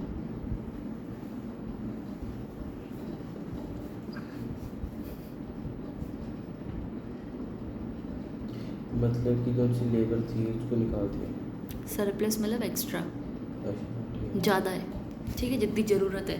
4 बंदे चाहिए, वहाँ पर 10 अपॉइंटेड है, ठीक है। Retrenchment means termination by the employer of the service of a workman for any reason whatsoever, otherwise than as a punishment. Punishment नहीं दे रही हूँ मैं तुमको, कोई रिट्रेंचमेंट पनिशमेंट नहीं है, by way of discipline reaction, but does not include. Voluntary retirement हो गया तुम्हारा, तुमने VRS ले ली। Does not include. हाँ सॉरी, रुक जा। Should be termination. अच्छा हाँ, खुद तुमने रिटायरमेंट ले ली तो वो टर्मिनेशन थोड़ी हुआ, राइट। तुम्हारा रिटायरमेंट हो गया, 2 में तो यही दिया हुआ है ना। एट द एज कुछ सुपर एन्यूएशन, कुछ एज रीच करके तुम्हारा रिटायरमेंट हो गया। Termination of the service by the employ workman as a result of non renewal of contract of employment. तुम्हारा कॉन्ट्रैक्ट था 2 साल का, कॉन्ट्रैक्ट खत्म हो गया और मैंने उसको रिन्यू नहीं किया। Termination of service on the ground of continued ill health, काम बंद कर दिया, बीमार हो, ठीक है। तो ये सारे रीजंस हैं, ये रिट्रेंचमेंट के अंदर नहीं आता। रिट्रेंचमेंट में मतलब हमने एम्प्लॉयर को निकाला है, ना ही पनिशमेंट देने के लिए, ना ही इन रीजन से।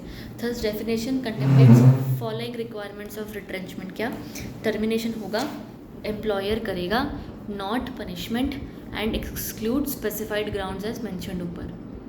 कुछ समझाया इन्होंने? समझाया कुछ भी नहीं। तो अभी तक ये बोला कि रिट्रेंचमेंट क्या नहीं है। मतलब कब हम बंदों को बेफालतू नहीं निकाल सकते। नहीं, ये सब रिट्रेंचमेंट नहीं है, निकल तो रहा ही है ना आदमी, है ना। ये सब रिट्रेंचमेंट नहीं है। रिट्रेंचमेंट की डेफिनेशन नहीं दिया। हाँ, तो आता क्या है वो मैंने को लिखवाया, ठीक है। उसके बाद तुम्हारा क्या ये बड़ा इसमें अवार्ड, मतलब अब जब कोई डिस्प्यूट होता है और तुम किसी अथॉरिटी के पास जाते हो और वो अथॉरिटी डिसीजन लेती है, उसको अवार्ड कहते हैं। कोर्ट का ऑर्डर अगर हमारे हक में नहीं हुआ तो भी वो अवार्ड है। तो भी वो है। अवार्ड इज ऑर्डर, किसी और के लिए बॉडी हमारे लिए, ठीक है। ठीक है। अवार्ड का मतलब ऑर्डर होता है। तो अवार्ड मीन्स एन इंटरिम और फाइनल। इंटरिम और फाइनल मतलब, इंटरिम मतलब बिटवीन द प्रोसीडिंग्स आया, मतलब केस चल रहा है जैसे, और बीच में जैसे स्टे नहीं लग जाती, केस चल रहा था तेरा, फिर स्टे लगी थी, तो वो क्या था, वो इंटरिम था। केस चलते चलते में कुछ अवार्ड आई। तो इंटरिम और final determination of an industrial dispute और any question related to thereto by any labour court, industrial tribunal, कोई भी। ये ट्रिब्यूनल्स के पास आप जा सकते हो, लेबर कोर्ट जा सकते हो, इंडस्ट्रियल ट्रिब्यूनल जा सकते हो, नेशनल इंडस्ट्रियल ट्रिब्यूनल जा सकते हो। ये लोग आपको आर्बिट्रेशन के अवार्ड देते हैं, ठीक है। एक चीज़ हमेशा याद रखना, आर्बिट्रेशन जो देता है उसको अवार्ड कहते हैं, कोर्ट जो देता है उसको ऑर्डर कहते हैं, ठीक है। The definition of the award is in 2 parts, second paragraph, second line. The first part covers the determination of final और इंटरिम और any industrial dispute. The second part in determination of any question relates to an industrial dispute. Takes in a determination of any question related to an industrial dispute. However, basic both the parts in existence of industrial dispute actually are apprehended. क्या है ये? Award के 2 parts हैं. एक पहला कि या तो फाइनल या तो इंटरिम होगा. First part covers the determination, final और इंटरिम और एनी इंडस्ट्रियल डिस्प्यूट, कि जो भी आपका फाइनल क्या है. और बाद में second part takes in determination of any question related to industrial dispute, कि वो क्वेश्चन कि क्या आपका डिस्प्यूट है, किस हिसाब से है, कोई अगर वजह, मेरी बात समझ, डिस्प्यूट हुआ तो एक ऑर्डर आएगा कि भाई पहले तो इसको सुलझाओ, ऐसा करो वैसा करो. अब ये डिस्प्यूट क्यों हुआ? क्योंकि इस बंदे को नौकरी से निकाल दिया गया था, तो उसको भी तो सुलझाना पड़ेगा ना. पहले आप ये बोलोगे कि स्ट्राइक बंद करो, लॉकआउट बंद करो, चीज़ें बंद करो, डिस्प्यूट, पहले झगड़ा ख़त्म करो, उसके बाद बताओ झगड़ा हुआ क्यों था, बंदे को निकाला था नौकरी से, अच्छा क्यों निकाला था, फिर उसको सुधारना पड़ेगा, राइट। तो डिस्प्यूट, इंडस्ट्रियल डिस्प्यूट का समाधान दो तरीके से आता है। पहले एक इंटरिम होगा कि सब लोग रुक जाओ, काम शुरू करो वापस से, जो भी इंटरिम फाइनल ऑर्डर, वो डिस्प्यूट सुधार, डिस्प्यूट खत्म, पहले झगड़ा खत्म कर, फिर बाद में मुद्दा खत्म कर, आया। फिर उसके बाद आता है अप्रोप्रिएट गवर्नमेंट, और उसको रीड मांग कर लेना, और उसको रीड भी मत करना चलेगा। ऊपर से तो कुछ नहीं है, वो गवर्नमेंट जिसके जो भी गवर्नमेंट लॉज बनाएगी वो अप्रोप्रिएट गवर्नमेंट, ठीक है। गवर्नमेंट मेकिंग, हाँ गवर्नमेंट हैविंग ज्यूरिसडिक्शन मान ले।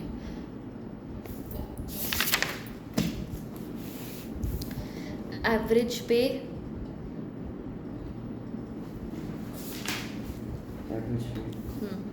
कहीं कहीं पे आगे यूज़ होगा ये चीज़ एवरेज पे। तो एवरेज का मतलब कितना एवरेज है खाली वो देख लें। Means the average of the wages payable to workman. In case of monthly वाला वर्कर है तो 3 महीने का एवरेज होता है। इन केस वीकली वाला है तो 4 वीक्स का एवरेज होता है। इन केस डेली वाला है तो 12 फुल वर्किंग डेज का होता है on which average becomes payable, ठीक है। और थर्ड लास्ट लाइन है इसी पैराग्राफ की, and where such calculation can not be made, average shall be calculate as per the average of the wage payable to a workman during the period actually worked. अगर मान लो 12 दिन का average था, वो 12 दिन आया नहीं, तो जितने दिन आया उसका एवरेज निकाल लो, ठीक है। क्लोजर मतलब प्लेस ख़त्म, बंद हो गई, क्लोजिंग डाउन। कंट्रोल्ड इंडस्ट्री मतलब ऐसी एक इंडस्ट्री जो सेंट्रल गवर्नमेंट के कंट्रोल में है। एम्प्लॉयर मतलब जो भी बंदा अथॉरिटी वाला, अगर गवर्नमेंट इंडस्ट्री है तो गवर्नमेंट हो गया, हेड ऑफ डिपार्टमेंट हो गया, और अगर और कोई इंडस्ट्री है तो लोकल अथॉरिटी, वो चीफ एग्जीक्यूटिव ऑफिसर हो गया। Employer includes among other agent, employer etcetera, वो सारे बंदे एम्प्लॉयमेंट में आते हैं, ठीक है। यहाँ तक क्लैरिटी है, इसको सर्च पर नहीं पड़ता। नेक्स्ट तेरे पास है अभी public utility service. Public utility service ये हमेशा याद रखना कि ना ये वो वाली जगहें हैं या ये वो वाले काम है कि अगर इनमें कोई स्ट्राइक हुआ ना तो नॉर्मल पब्लिक को नुकसान होता है। कहते हैं कई बार वो बसें स्ट्राइक पे चली जाती हैं तो नॉर्मल पब्लिक को नुकसान होता है ना, पानी की स्ट्राइक हो जाती है, पानी की स्ट्राइक हो जाती है, बसें चली जाती हैं, या तो वो बड़ा चला था पहले, टिफ़िन सर्विस वाले स्ट्राइक पे चले गए थे बॉम्बे में, बहुत बड़ा कुछ हुआ था वो, ये सब तो ये बस है, ठीक है। तो रेलवे वाले चले गए स्ट्राइक पे, ये दिया हुआ है public utility service. Railway service तो पब्लिक यूटिलिटी की डेफिनेशन में कुछ कुछ बंदे डालने हैं, बस ये देख ले क्या क्या है कि पब्लिक यूटिलिटी में रेलवे वाले हो गए, ट्रांसपोर्ट कैरेज वाले हो गए, एयर से लेकर जा रहे जो भी है, पीछे पोस्ट ऑफिस वाले भी चले गए थे स्ट्राइक पे, है ना। तो ये सब service in connection with major port or dock, port or dock मतलब वो शिप से जाता है जो सामान, ठीक है। कोई एस्टैब्लिशमेंट जहाँ पर काम करे, सेफ्टी वाला, telephone, telegraph, postal, power, light, public conveyance, sanitation. फिर कोई फर्स्ट शेड्यूल के हिसाब से कोई डिटरमाइंड है कुछ, इस एक्ट के अंदर एक शेड्यूल बना है। शेड्यूल मतलब क्या होता है, एक लिस्ट, ठीक है। इस लिस्ट में बहुत सारे POS का नाम है, वो सारे POS में आते हैं, पब्लिक यूटिलिटी सर्विस में आते हैं। और अगला, provide that the period so specified shall not in the first instance exceed 6 months but may by a like notification be extended from time to time by any period not exceed 6 months from any time if the opinion of the appropriate government, public emergency or public interest require such extension. मतलब अगर ये strike होगी तो 6 महीने से ज़्यादा नहीं चलेगी। कहाँ लिखा है? Period does not exceed 6 months.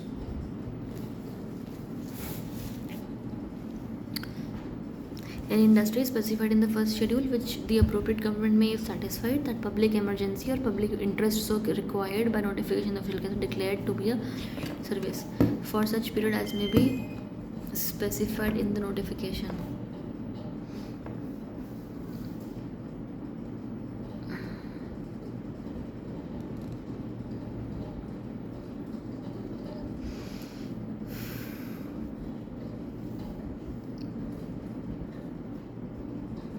Satisfied that a public emergency or public interest so requires declares to be, अच्छा ठीक है।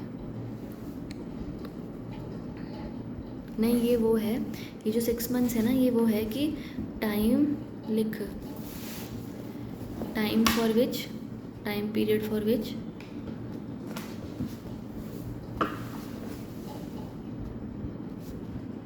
Time period for which an industry is declared as POS.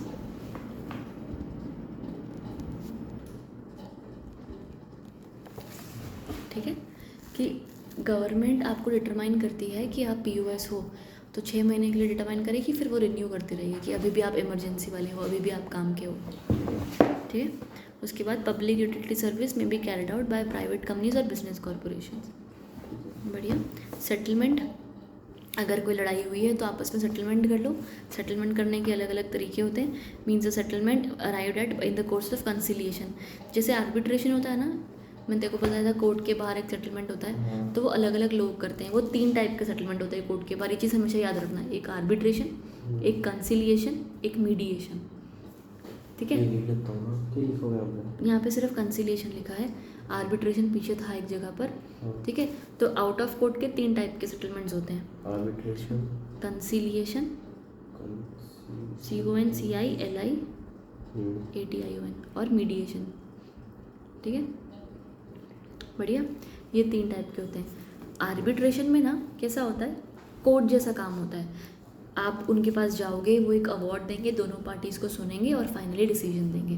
Conciliation में ना थोड़ा होता है कि यार मुझे ना तेरे बुरा करना है ना उसका बुरा करना है, मुझे कोर्ट के जैसा एक ऑर्डर नहीं देना, मैं चाहती हूँ कि तुम दोनों की सुलह हो जाए, थोड़ा बहुत सही हो जाए सब। दैट इज़ कंसिलिएशन, कि मैं तेरी भी सुनूँ, उसकी भी सुनूँ, फिर बोलूँगी आपस में देख ऐसा कर, नुकसान आधा आधा कर लो ना, पूरा एक बंदे का क्यों हुए। तो एक सेटलमेंट कराने का तरीका। तो settlement means a settlement arrived at the course of conciliation and includes a written agreement between the employer and the employee and the workman arrived at otherwise in the course of conciliation proceedings where such agreement has been signed by the parties thereto in such manner। बढ़िया। तो conciliation या settlement का मतलब होता है कि जो parties आपस में इकट्ठा उन्होंने मान के करा हो या तो एक एग्रीमेंट के साथ किया हो। Then you have trade union. Trade union मतलब एज रजिस्टर्ड, गवर्नमेंट भी हो सकती है। हाँ, गवर्नमेंट का भी हो सकता है। ठीक है, उसके बाद ट्रेड यूनियन तो वही यूनियन जो बने हुए हैं। अनफेयर लेबर प्रैक्टिस जो भी फर्स्ट शेड्यूल के अंदर मेंशन्ड है। वेजेस मतलब all remuneration capable of being expressed in terms of money which would in terms of employment express or implied were fulfilled be payable to workman in respect of his employment or of work done in such employment includes allowances। कोई भी पहला आपको पैसा, उसके अलावा allowances, आने जाना, घूमना फिरना, ट्रैप जो भी दिया। उसके बाद value of any house accommodation, घर पे रहने को। बढ़िया। Travelling but does not include क्या, वेज के अंदर क्या नहीं आता, बोनस नहीं, सिर्फ सैलरी तो आएगी ना, बोनस नहीं आएगी, बोनस नहीं आता। दिवाली पे बोनस मिला जैसे, बोनस सैलरी में नहीं आता, बोनस अपनी खुशी से बंदा देता है ना, बोनस नहीं आता। कोई कंट्रीब्यूशन PF का वो सब नहीं आता। ग्रेच्युटी होती है एक चीज़, वो सिखाऊंगी बाद में, और कमीशन नहीं आता। ठीक है,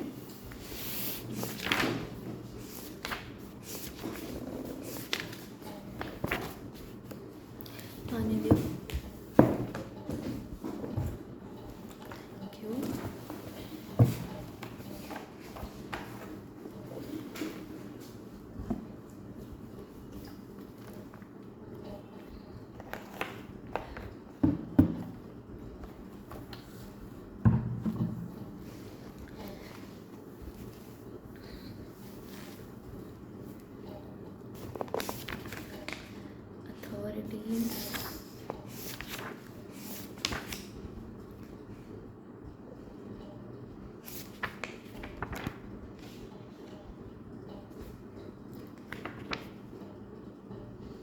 पढ़े आगे, चलो।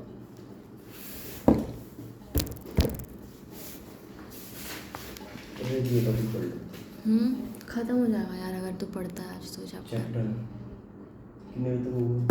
हो जाएगा, ज़्यादा टाइम नहीं लगेगा।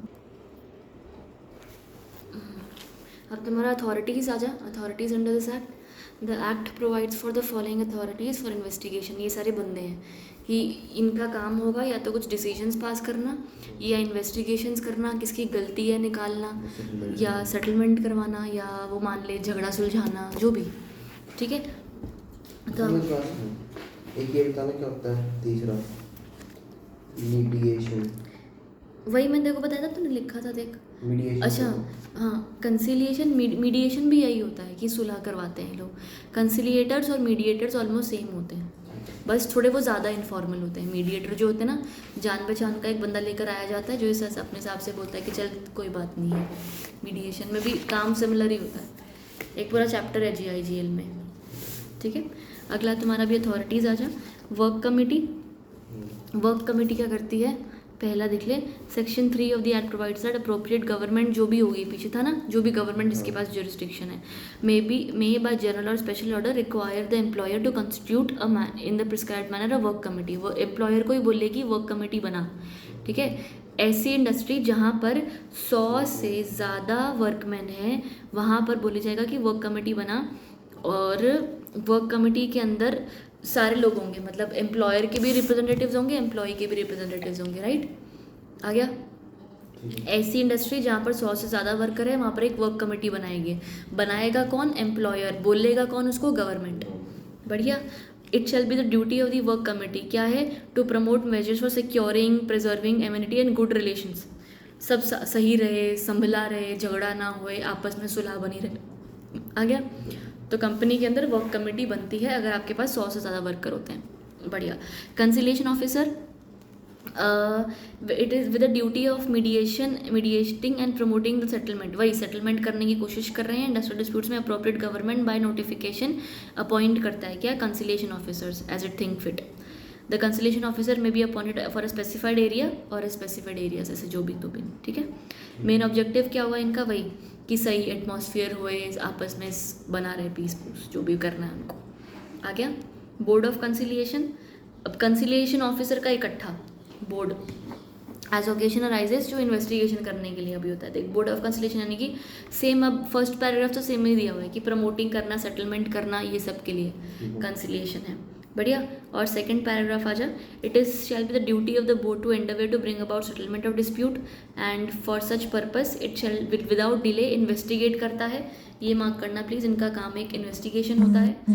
And into the dispute and all matters affecting the merits and the right settlement. The board may also do all such things which may be considered fit by it for including the parties to come for amicable proper settlement, आपस में मिली हुई settlement बना जाए, ठीक है।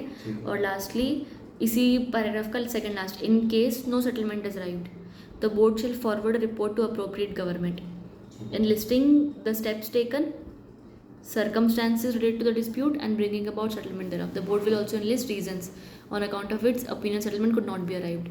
तो अगर board वाले लोग अगर सेटलमेंट नहीं करा पाए तो वो अपनी रिपोर्ट बनाकर गवर्नमेंट को देंगे कि मैंने क्या कोशिश की, मैंने क्या ऑर्डर पास किए, क्यों सेटलमेंट नहीं हो पाई हर चीज़ का।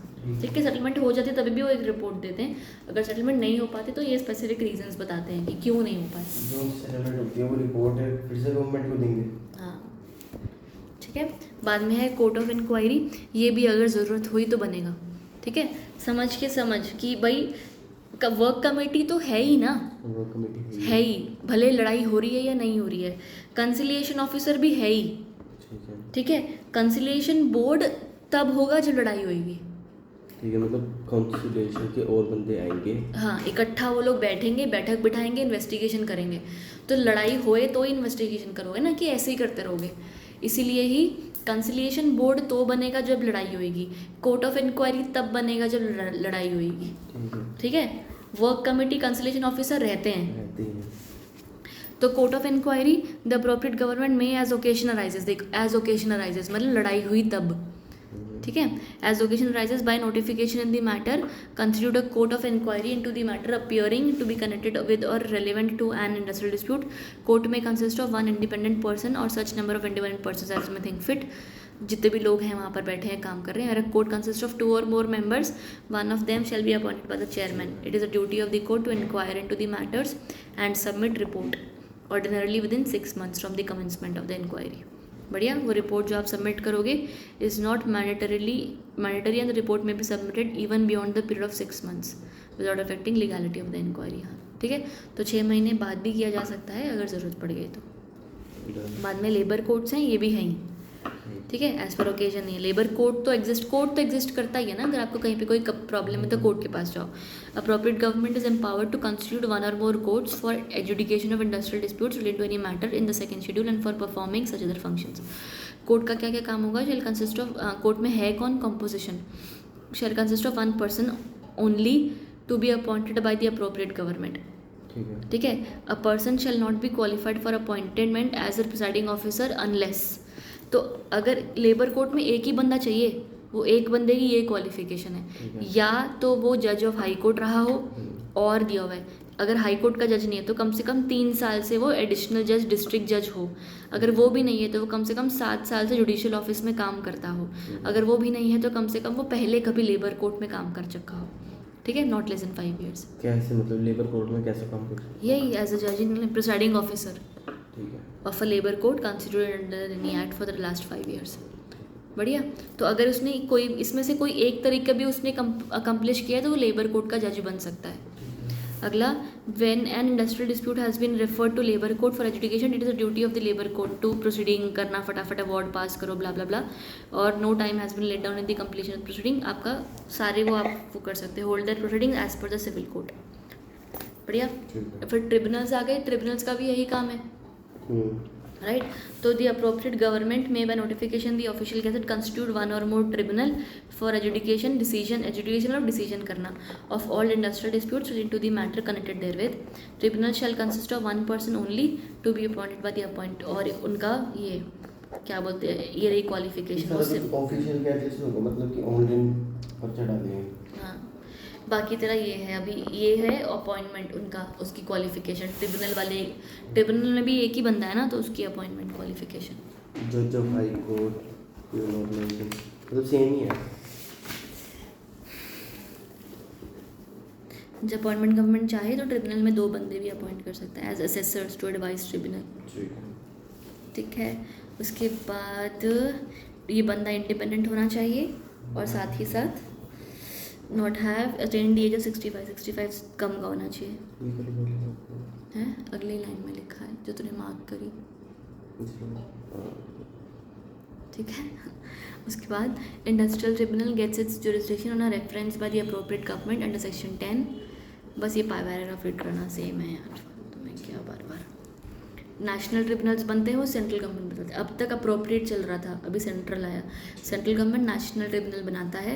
Has been empowered to constitute 1 or more national tribunal for the adjudication of industrial disputes involving question of national importance. ठीक है. Situated in more than 1 state are likely to be interested in the affected by such dispute. जो भी area में मतलब ये dispute जो हो रहा है तो एक से ज़्यादा स्टेट के अंदर होगा. हाँ. अभी सिर्फ एक स्टेट के अंदर होएगा तो अपनी स्टेट गवर्नमेंट देखेगी. हाँ, बाकी डिपेंड करता है. एक से स्टेट के अंदर हो रहा है पर नेशनल इंपॉर्टेंस का है कि यहाँ पर ये पंगा पड़ गया तो सारी इंडिया में कुछ भी फर्क, नेशनल इंपॉर्टेंस का है. ठीक है. National tribunal shall consist of 1 person only to be appointed by the central government, shall not be qualified as for appointment as the presiding officer unless he is a जज of the high court. ठीक है. बस और कुछ बोला ही नहीं. High court का जज होना चाहिए कम से कम. और सेंट्रल गवर्नमेंट में बाकी सेंट्रल गवर्नमेंट 2 बंदे और अपॉइंट करेगी उसको मदद करने के लिए. ठीक है.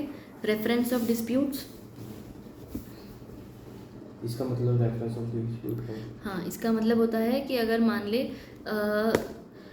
इन लोगों ये जो बंदे थे, ठीक है, इनके पास हम डिस्प्यूट के टाइम पे जा रहे थे, राइट.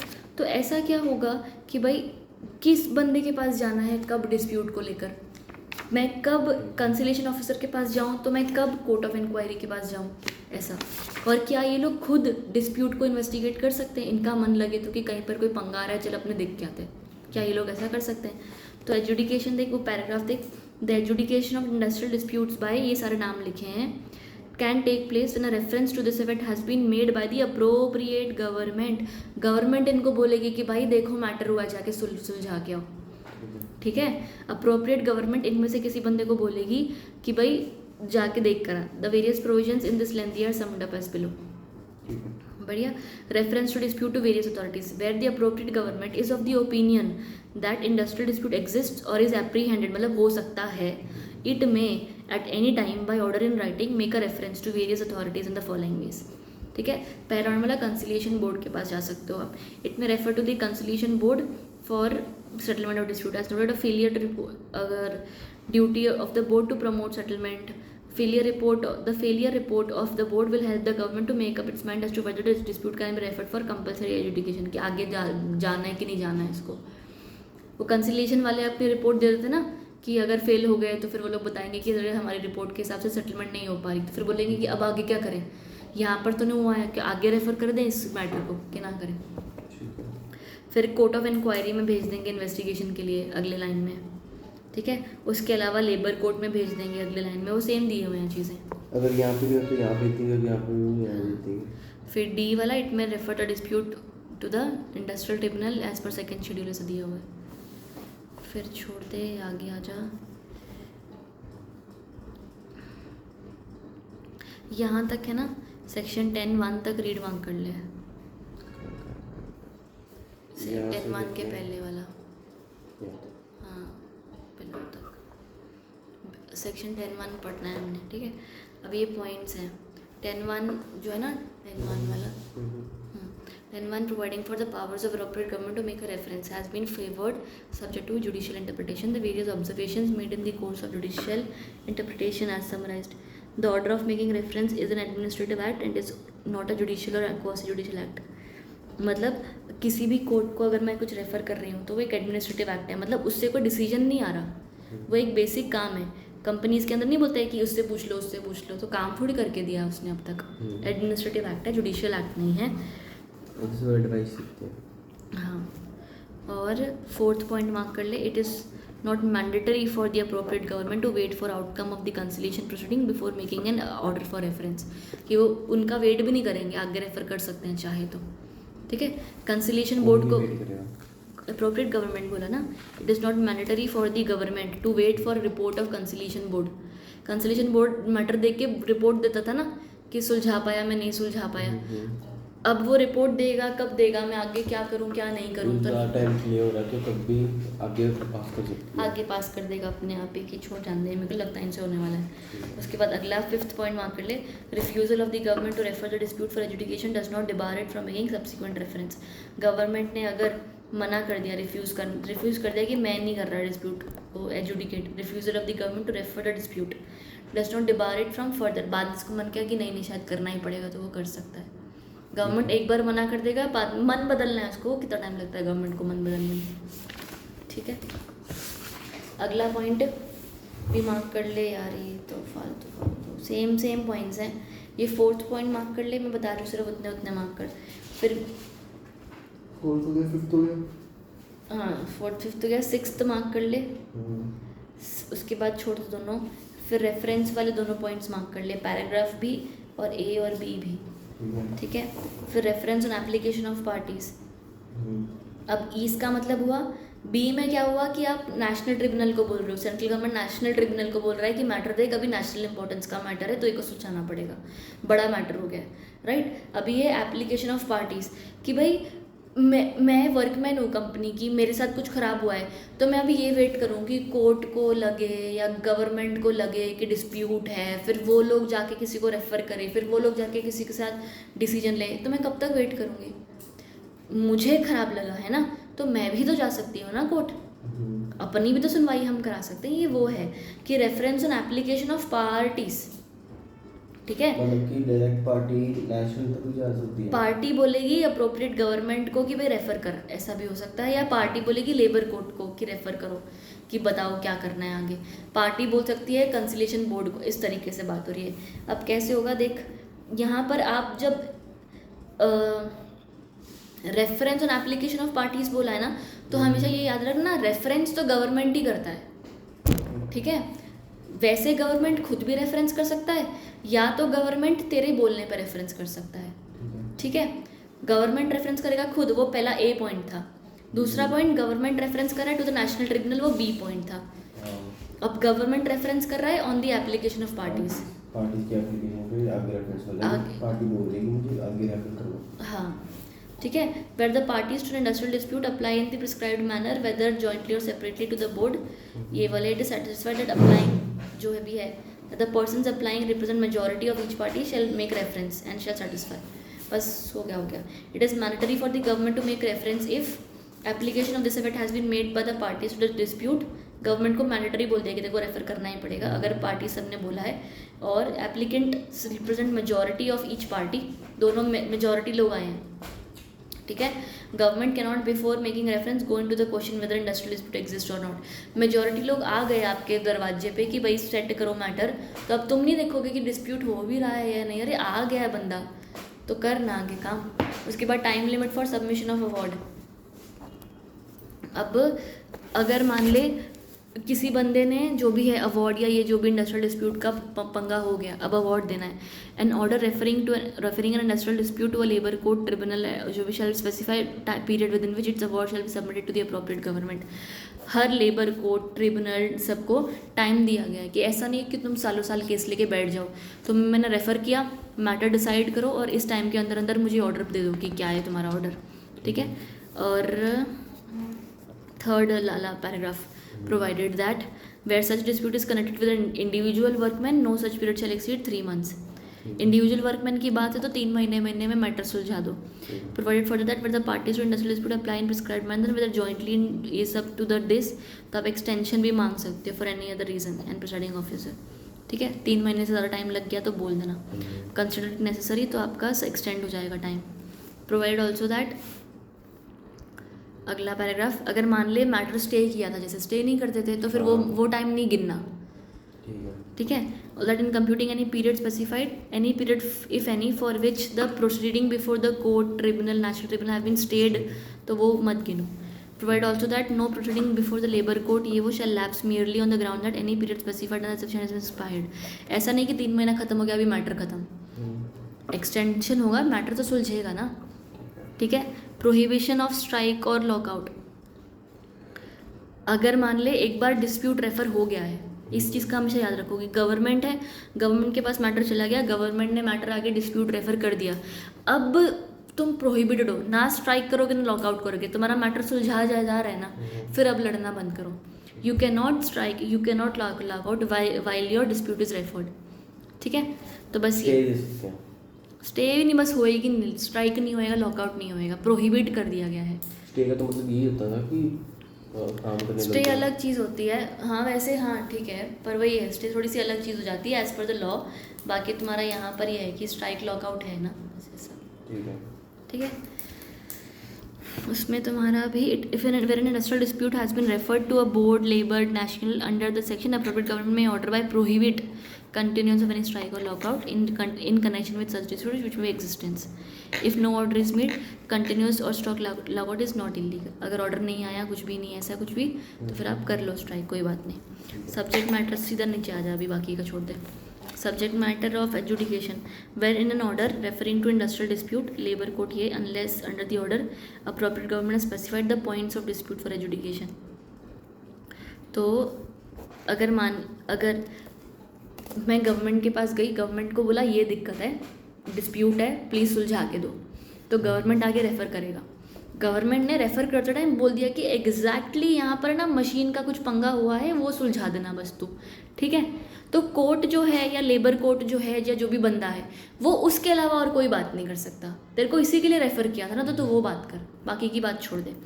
तो द कोर्ट शैल कन्फाइन यानी कि restrict its jurisdiction to those points and matters incidental thereto. सिर्फ वही वाले बात करेगा जो मात के लिए को बोला गया है. आ रहा है ना. उसके बाद ख़त्म होने वाला है. Powers of the government to add parties. Government चाहे तो एक कंपनी तो है ही लड़ाई में, बाकी उस दूसरी भी उसको लग ही रहा है, तो वो पावर ऐड कर देगा पार्टीज़, जो बंदा इंटरेस्टेड है. पहले तो वो सिर्फ बंदे ऐड कर पा रहा था, तो मतलब पार्टीज अलग पार्टीज भी ऐड कर सकते. पार्टी मतलब पार्टी में वही सोच रहा हूँ, पार्टी मतलब बंदे ही होते हैं. जैसे यहाँ पे था कि वन और बंदा ऐड कर सकता है. कहाँ पे था, कहाँ पे था? ये रहा 2 or more person advice tribunal. ये तो वो है ना, कॉम्पोजिशन है ना, उनको एडवाइस करने के लिए. हाँ. ट्रिब्यूनल में एक जज है, अब जज को सलाह देने के लिए 2 बंदे डाले. ठीक है. ये है केस में 2 बंदे डाल दिए. केस में 2 बंदे क्यों डाले? मान ले तेरी मेरी लड़ाई हो रही है, हमारा जो रिजल्ट आएगा उससे एक्स पर्सन को भी फ़र्क पड़ेगा, तो फिर उसको भी हमारे केस का पार्ट बना दिया. ठीक है. वैसा किया. वेर अ डिस्प्यूट कंसर्निंग देख पड़ कोई डिस्प्यूट है which is of an establishment या जो भी is refer to labour court etcetera. 4th last line आ सीधा. The appropriate government may at the time of making reference मिला at any time, but before the submission of the award, include in that reference such establishment, group or class of establishment, whether or not at the time of such industry any dispute exists or is apprehended. जो अपने को लगता है कि वो interested party हो सकती है तो वो ऐड कर देगा, ठीक है. उसके बाद voluntary reference of disputes to arbitration, settlement of disputes by voluntary reference of such disputes to arbitrator. हम चाहे तो वॉलंटरीली भी कर सकते हैं. कैसे? मर्जी से, अपनी खुद की मर्जी से वॉलंटरीली. तो जा क्यों रहे हैं? नहीं, डिस्प्यूट आर्बिट्रेशन के पास जा रहे हैं, अपनी मर्जी से आर्बिट्रेटर के पास चले गए. तो इनके हिसाब सबसे पहले अगर हमारे पास कुछ भी हुआ तो हम किस पर जाएंगे? गवर्नमेंट के पास जाएंगे. देख, अगर मैटर हो गया बड़ा वाला तो नेशनल वाले से नहीं, नेशनल तुम नहीं जाओगे कहीं पे. नेशनल में से तुम कैसे पहुंच जाओगे ना. अगर बड़ा मैटर हो गया तो तुमने तो गवर्नमेंट के पास ही जाना था. फिर गवर्नमेंट सोचेगी कि तुम्हारा कोर्ट, तुम्हारा जो भी मैटर है वो कंसिलिएशन बोर्ड के पास जाना चाहिए, लेबर कोर्ट के पास जाना चाहिए, कोर्ट लेबर कहाँ पर जाना चाहिए, national interest, national tribunal, normal tribunal, industrial tribunal, कहाँ भेजना है. बढ़िया. तो उस हिसाब से डिसाइड होगा. एक वो हमने डिसाइड किया. उसमें ना, उसमें भी तरीका होता है. अगर गवर्नमेंट को लगता है कि पंगा हो गया है तो गवर्नमेंट खुद तुम्हें बोलेगी कि भाई मैंने रेफ़र कर दिया है. अगर गवर्नमेंट को लगता है पंगा हो गया है, ठीक है, पर वो कुछ कर नहीं रही है, तो तुमने एप्लीकेशन करी है गवर्नमेंट को कि भाई गवर्नमेंट इसको रेफ़र कर कहीं पर, ठीक है, तो वो हो गया. अब उसके अलावा गवर्नमेंट को लगता है कि बड़ा पंगा हो गया तो नेशनल को बोल देगी. ये सारी चीज़ें हो गई. उसके अलावा मान ले कि पंगा हो गया और गवर्नमेंट कुछ भी नहीं कर रही, ना रेफ़र कर रही है ना कुछ कर रही है, कुछ नहीं हुआ, पर पंगा तो हो गया है ना. और तुमने गवर्नमेंट को भी अप्लाई कर दिया, मान लो गवर्नमेंट भी कुछ नहीं कर रही है, राइट. दो बंदे हैं, एक एम्प्लॉयर और एक एम्प्लॉई है. वो बोलते हैं ये मैटर सुलझाना पड़ेगा, अगर हमें काम आगे बढ़ाना है तो आगे बढ़ना तो पड़ेगा. तो हम दोनों खुद ही मिलकर, गवर्नमेंट को छोड़ दिया, हम दोनों खुद ही मिलकर आर्बिट्रेटर के पास चले गए. देख भाई, मैटर सेटलमेंट करके दे, हमारा तो दिमाग नहीं चल रहा, तू सेटलमेंट कर दे, ठीक है. तो that is voluntary reference of dispute. Voluntary is voluntarily by the parties, not involving government, ठीक है. Settlement of industrial dispute by voluntary reference of such dispute to the arbitrator to achieve कुछ भी following. पहला देख, where an industrial dispute exist or is apprehended, मतलब उम्मीद है कि हो जाएगा, and the same has not yet been referred for adjudication, not refer नहीं किया, ठीक है. The employer and the workman may refer the dispute by writing agreement to arbitration specifying the arbitrator arbitrators, ठीक है. वो खुद ही बोल देंगे उनको कि भाई हमारा मैटर सुलझा.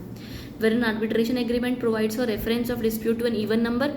ये होता है अलग अलग कि देख, एक आर्बिट्रेटर होता है, आर्बिट्रेटर जो है ना, इवन नंबर भी हो सकता है, एक कल्ला बंदा भी हो सकता है. ऐसे होता है, मतलब मान ले एक जज है, ठीक है. अब वो जज के पास अगर हम गए हैं तो वो एक कल्ला जज है, वो या तो तेरे फेवर में देगा या तो मेरे फेवर में देगा, पर हमारी तो वैसे लड़ाई मची हुई है ना, तो हम एक आर्बिट्रेटर कैसे अपॉइंट करें. हम अपना जज भी अपने आप बताते हैं कि कौन होगा, ठीक है.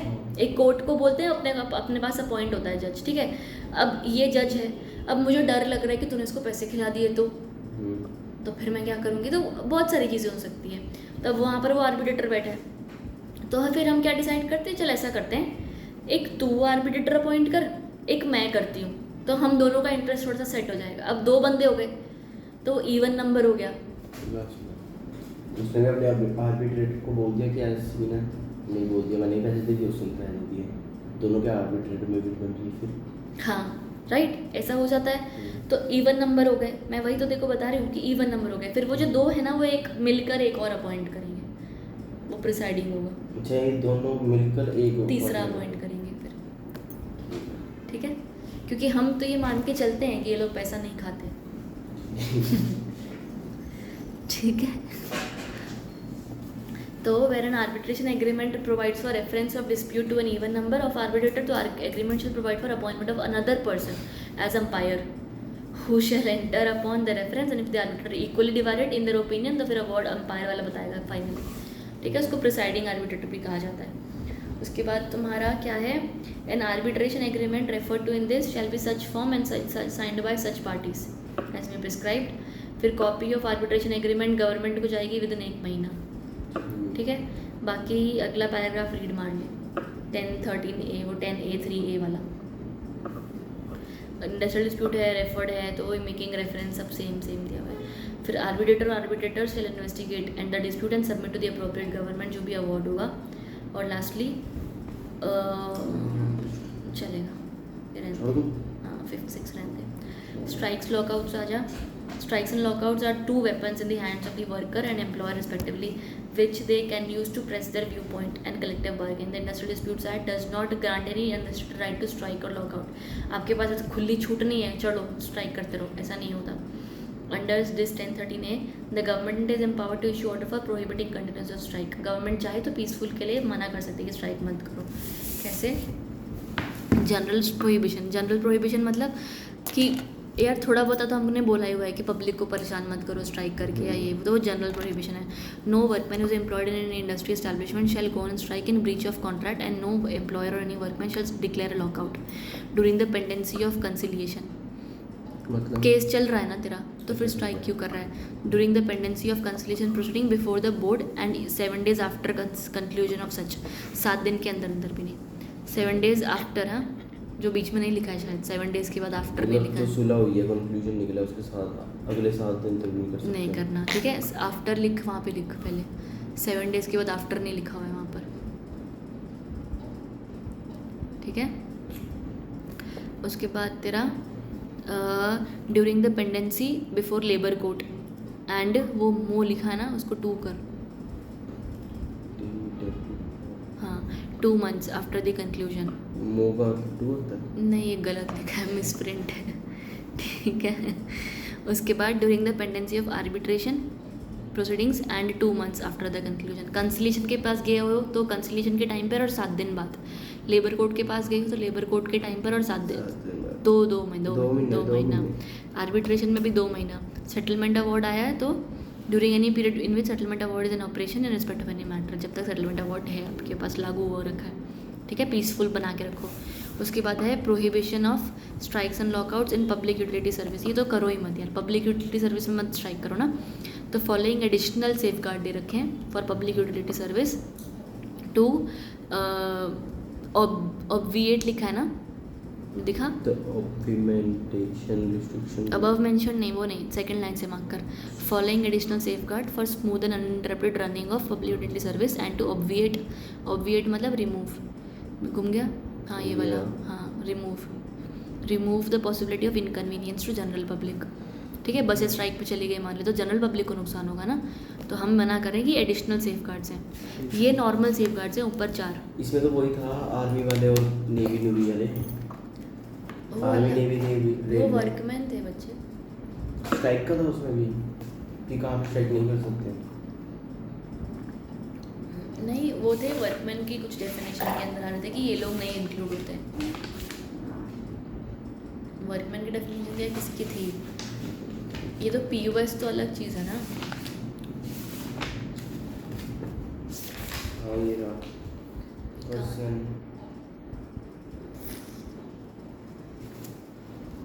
ये वर्कमैन से नहीं कर सकते स्ट्राइक, पढ़ना ही पड़ा सपोर्ट वर्कमैन का। ये वर्कमैन के डेफिनेशन में नहीं आते। ये लोग स्ट्राइक करते हैं तो ये वाला एक्ट लागू होगा, ठीक है।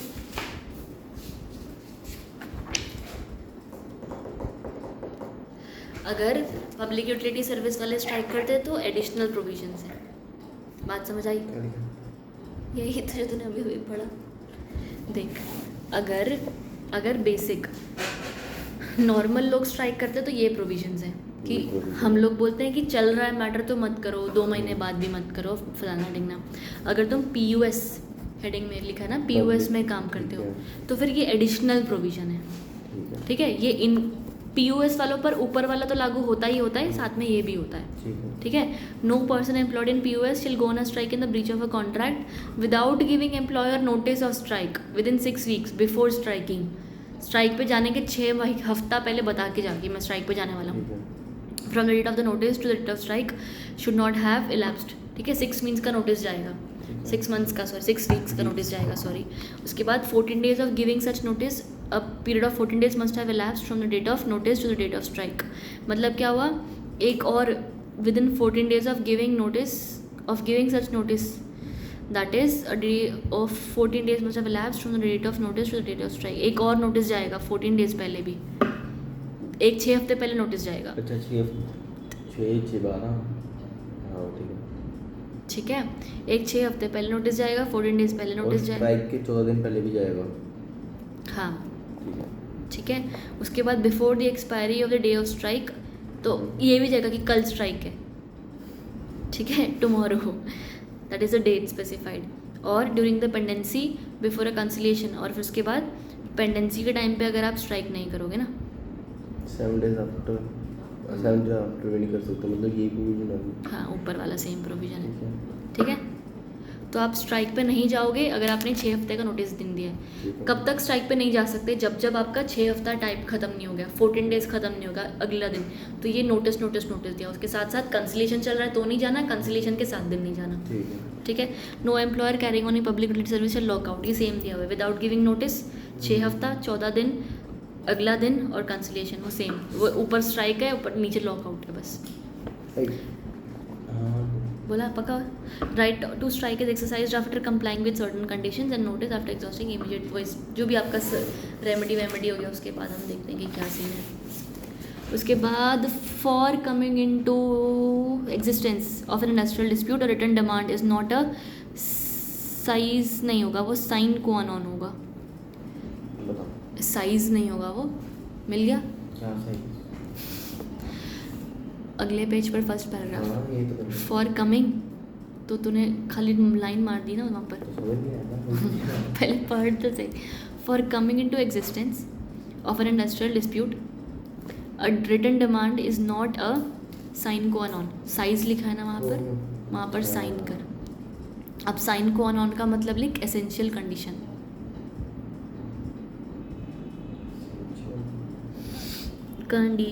एसेंशियल कंडीशन मतलब क्या हुआ कि अगर मैं डिस्प्यूट हो गया, मुझे कोई डिमांड है, तो वो डिमांड लिख के देनी एसेंशियल कंडीशन नहीं होती है। बोल के भी दे। ठीक है, for coming in to existence of industrial dispute a written demand is not an essential condition, है ना, unless of course public utility service है, तो PUS है तो लिख।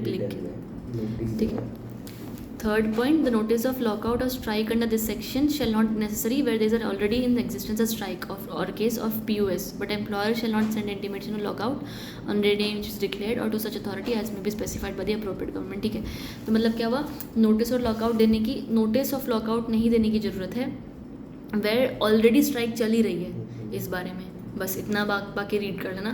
उसके अलावा ठीक है, तो तुम्हारा नोटिस देने की ज़रूरत नहीं है, वो बोला हो गया। Next 4th 5th, notice of strike, notice of lockout दोगे आप एज में भी प्रिस्क्राइब्ड, उन्होंने जैसे वो पीछे बोल ही रखा है ना, देना है। उसके अलावा if on any day an employer receives any notice as referred, जो भी होगा, तो he shall give 5 days report to the government of such authority as prescribe.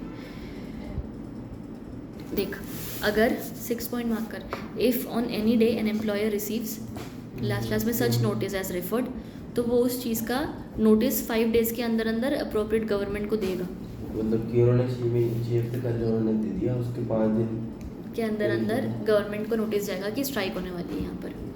ठीक है, बस स्ट्राइक होने वाली है, बाकी देखी जाएगी अभी क्या करती है गवर्नमेंट। पहले नोटिस हमको देना पड़ेगा कि स्ट्राइक, क्योंकि PUS है ना, तो वो कंट्री में प्रॉब्लम आ जाएगी। ठीक है, अगला अभी इलीगल स्ट्राइक्स एंड लॉकआउट्स।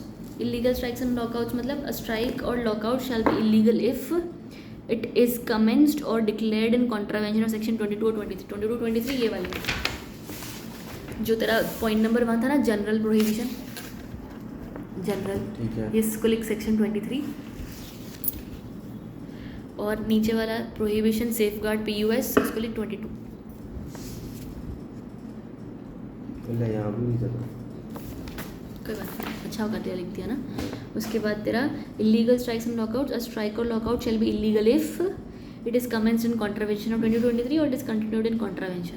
नीचे भी एक लिखा है, सेक्शन 10(3), सेक्शन 10(a), 10(3), 10(4)(a), 10(3), 10(3), 10(3), 10(3), ये एक 10(3) ये रहा, हाँ 10(3) ये रहा, नीचे रहा, ये 10-3 10-4 ये दोनों है ना यहाँ पे, ये बस वो देख ले, मार्क कर ले कि अगर गवर्नमेंट ने कुछ नोटिस दिया है तो उसके खिलाफ आप नहीं जा सकते, दैट इज 10 ये वाले section. When a strike or lockout is in pursuance of an industrial dispute and has already commenced as in existence, and at the time of reference, tribunal or ये भी, the continuation of such strike shall not be deemed to be illegal.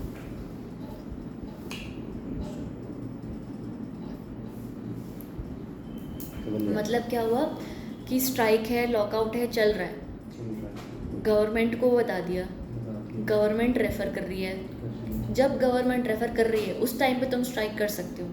Refer होने के बाद जब labour court सुनवाई कर रही है तब नहीं कर सकते, है ना. वो तो हमने देखा ही था कि सुनवाई तुम्हारी चल रही है, फिर किस बात की स्ट्राइक, राइट. प्रोसीडिंग्स के टाइम पे स्ट्राइक नहीं करनी, प्रोसीडिंग चलते हुए अगर तुम स्ट्राइक कर रहे हो वो गलत बात है, पर रेफरेंस के टाइम पे करोगे तो कोई बात नहीं है. A lockout declared in consequence of illegal strike or strike declared in consequence of illegal lockout shall not be deemed to be illegal. पढ़ इसको, अच्छी लाइन है.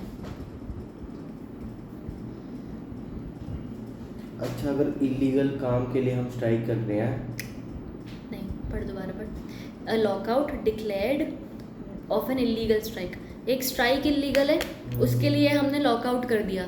इलीगल स्ट्राइक होती है उसके लिए लॉकआउट कर दिया, लॉकआउट लीगल हुआ. ठीक है. एक इलीगल लॉकआउट था जिसको खिलाफ मैंने स्ट्राइक कर दी तो वो स्ट्राइक लीगल हुई. ठीक है. आया. Unfair labour practice, unfair labour practice करते तो ये सज़ा है, बाकी पेनल्टीज है, पेनल्टीज पढ़ लेगा. 6 महीने की सज़ा और फाइन भी 1000 रुपये ना, और बोथ. ठीक है, पेनल्टीज पढ़ लेगा. पेनल्टीज में सारी नहीं पढ़नी, 1 2 3 4 5 2 3 4 5 6 7 8 नहीं पढ़नी. मार दो आटा यार, मैं तेरे को बोल दूँ. चल ठीक है. हाँ, और 9th पढ़ लेना. Offence by company. खत्म चैप्टर. 40 अगर मैं खर्च जाता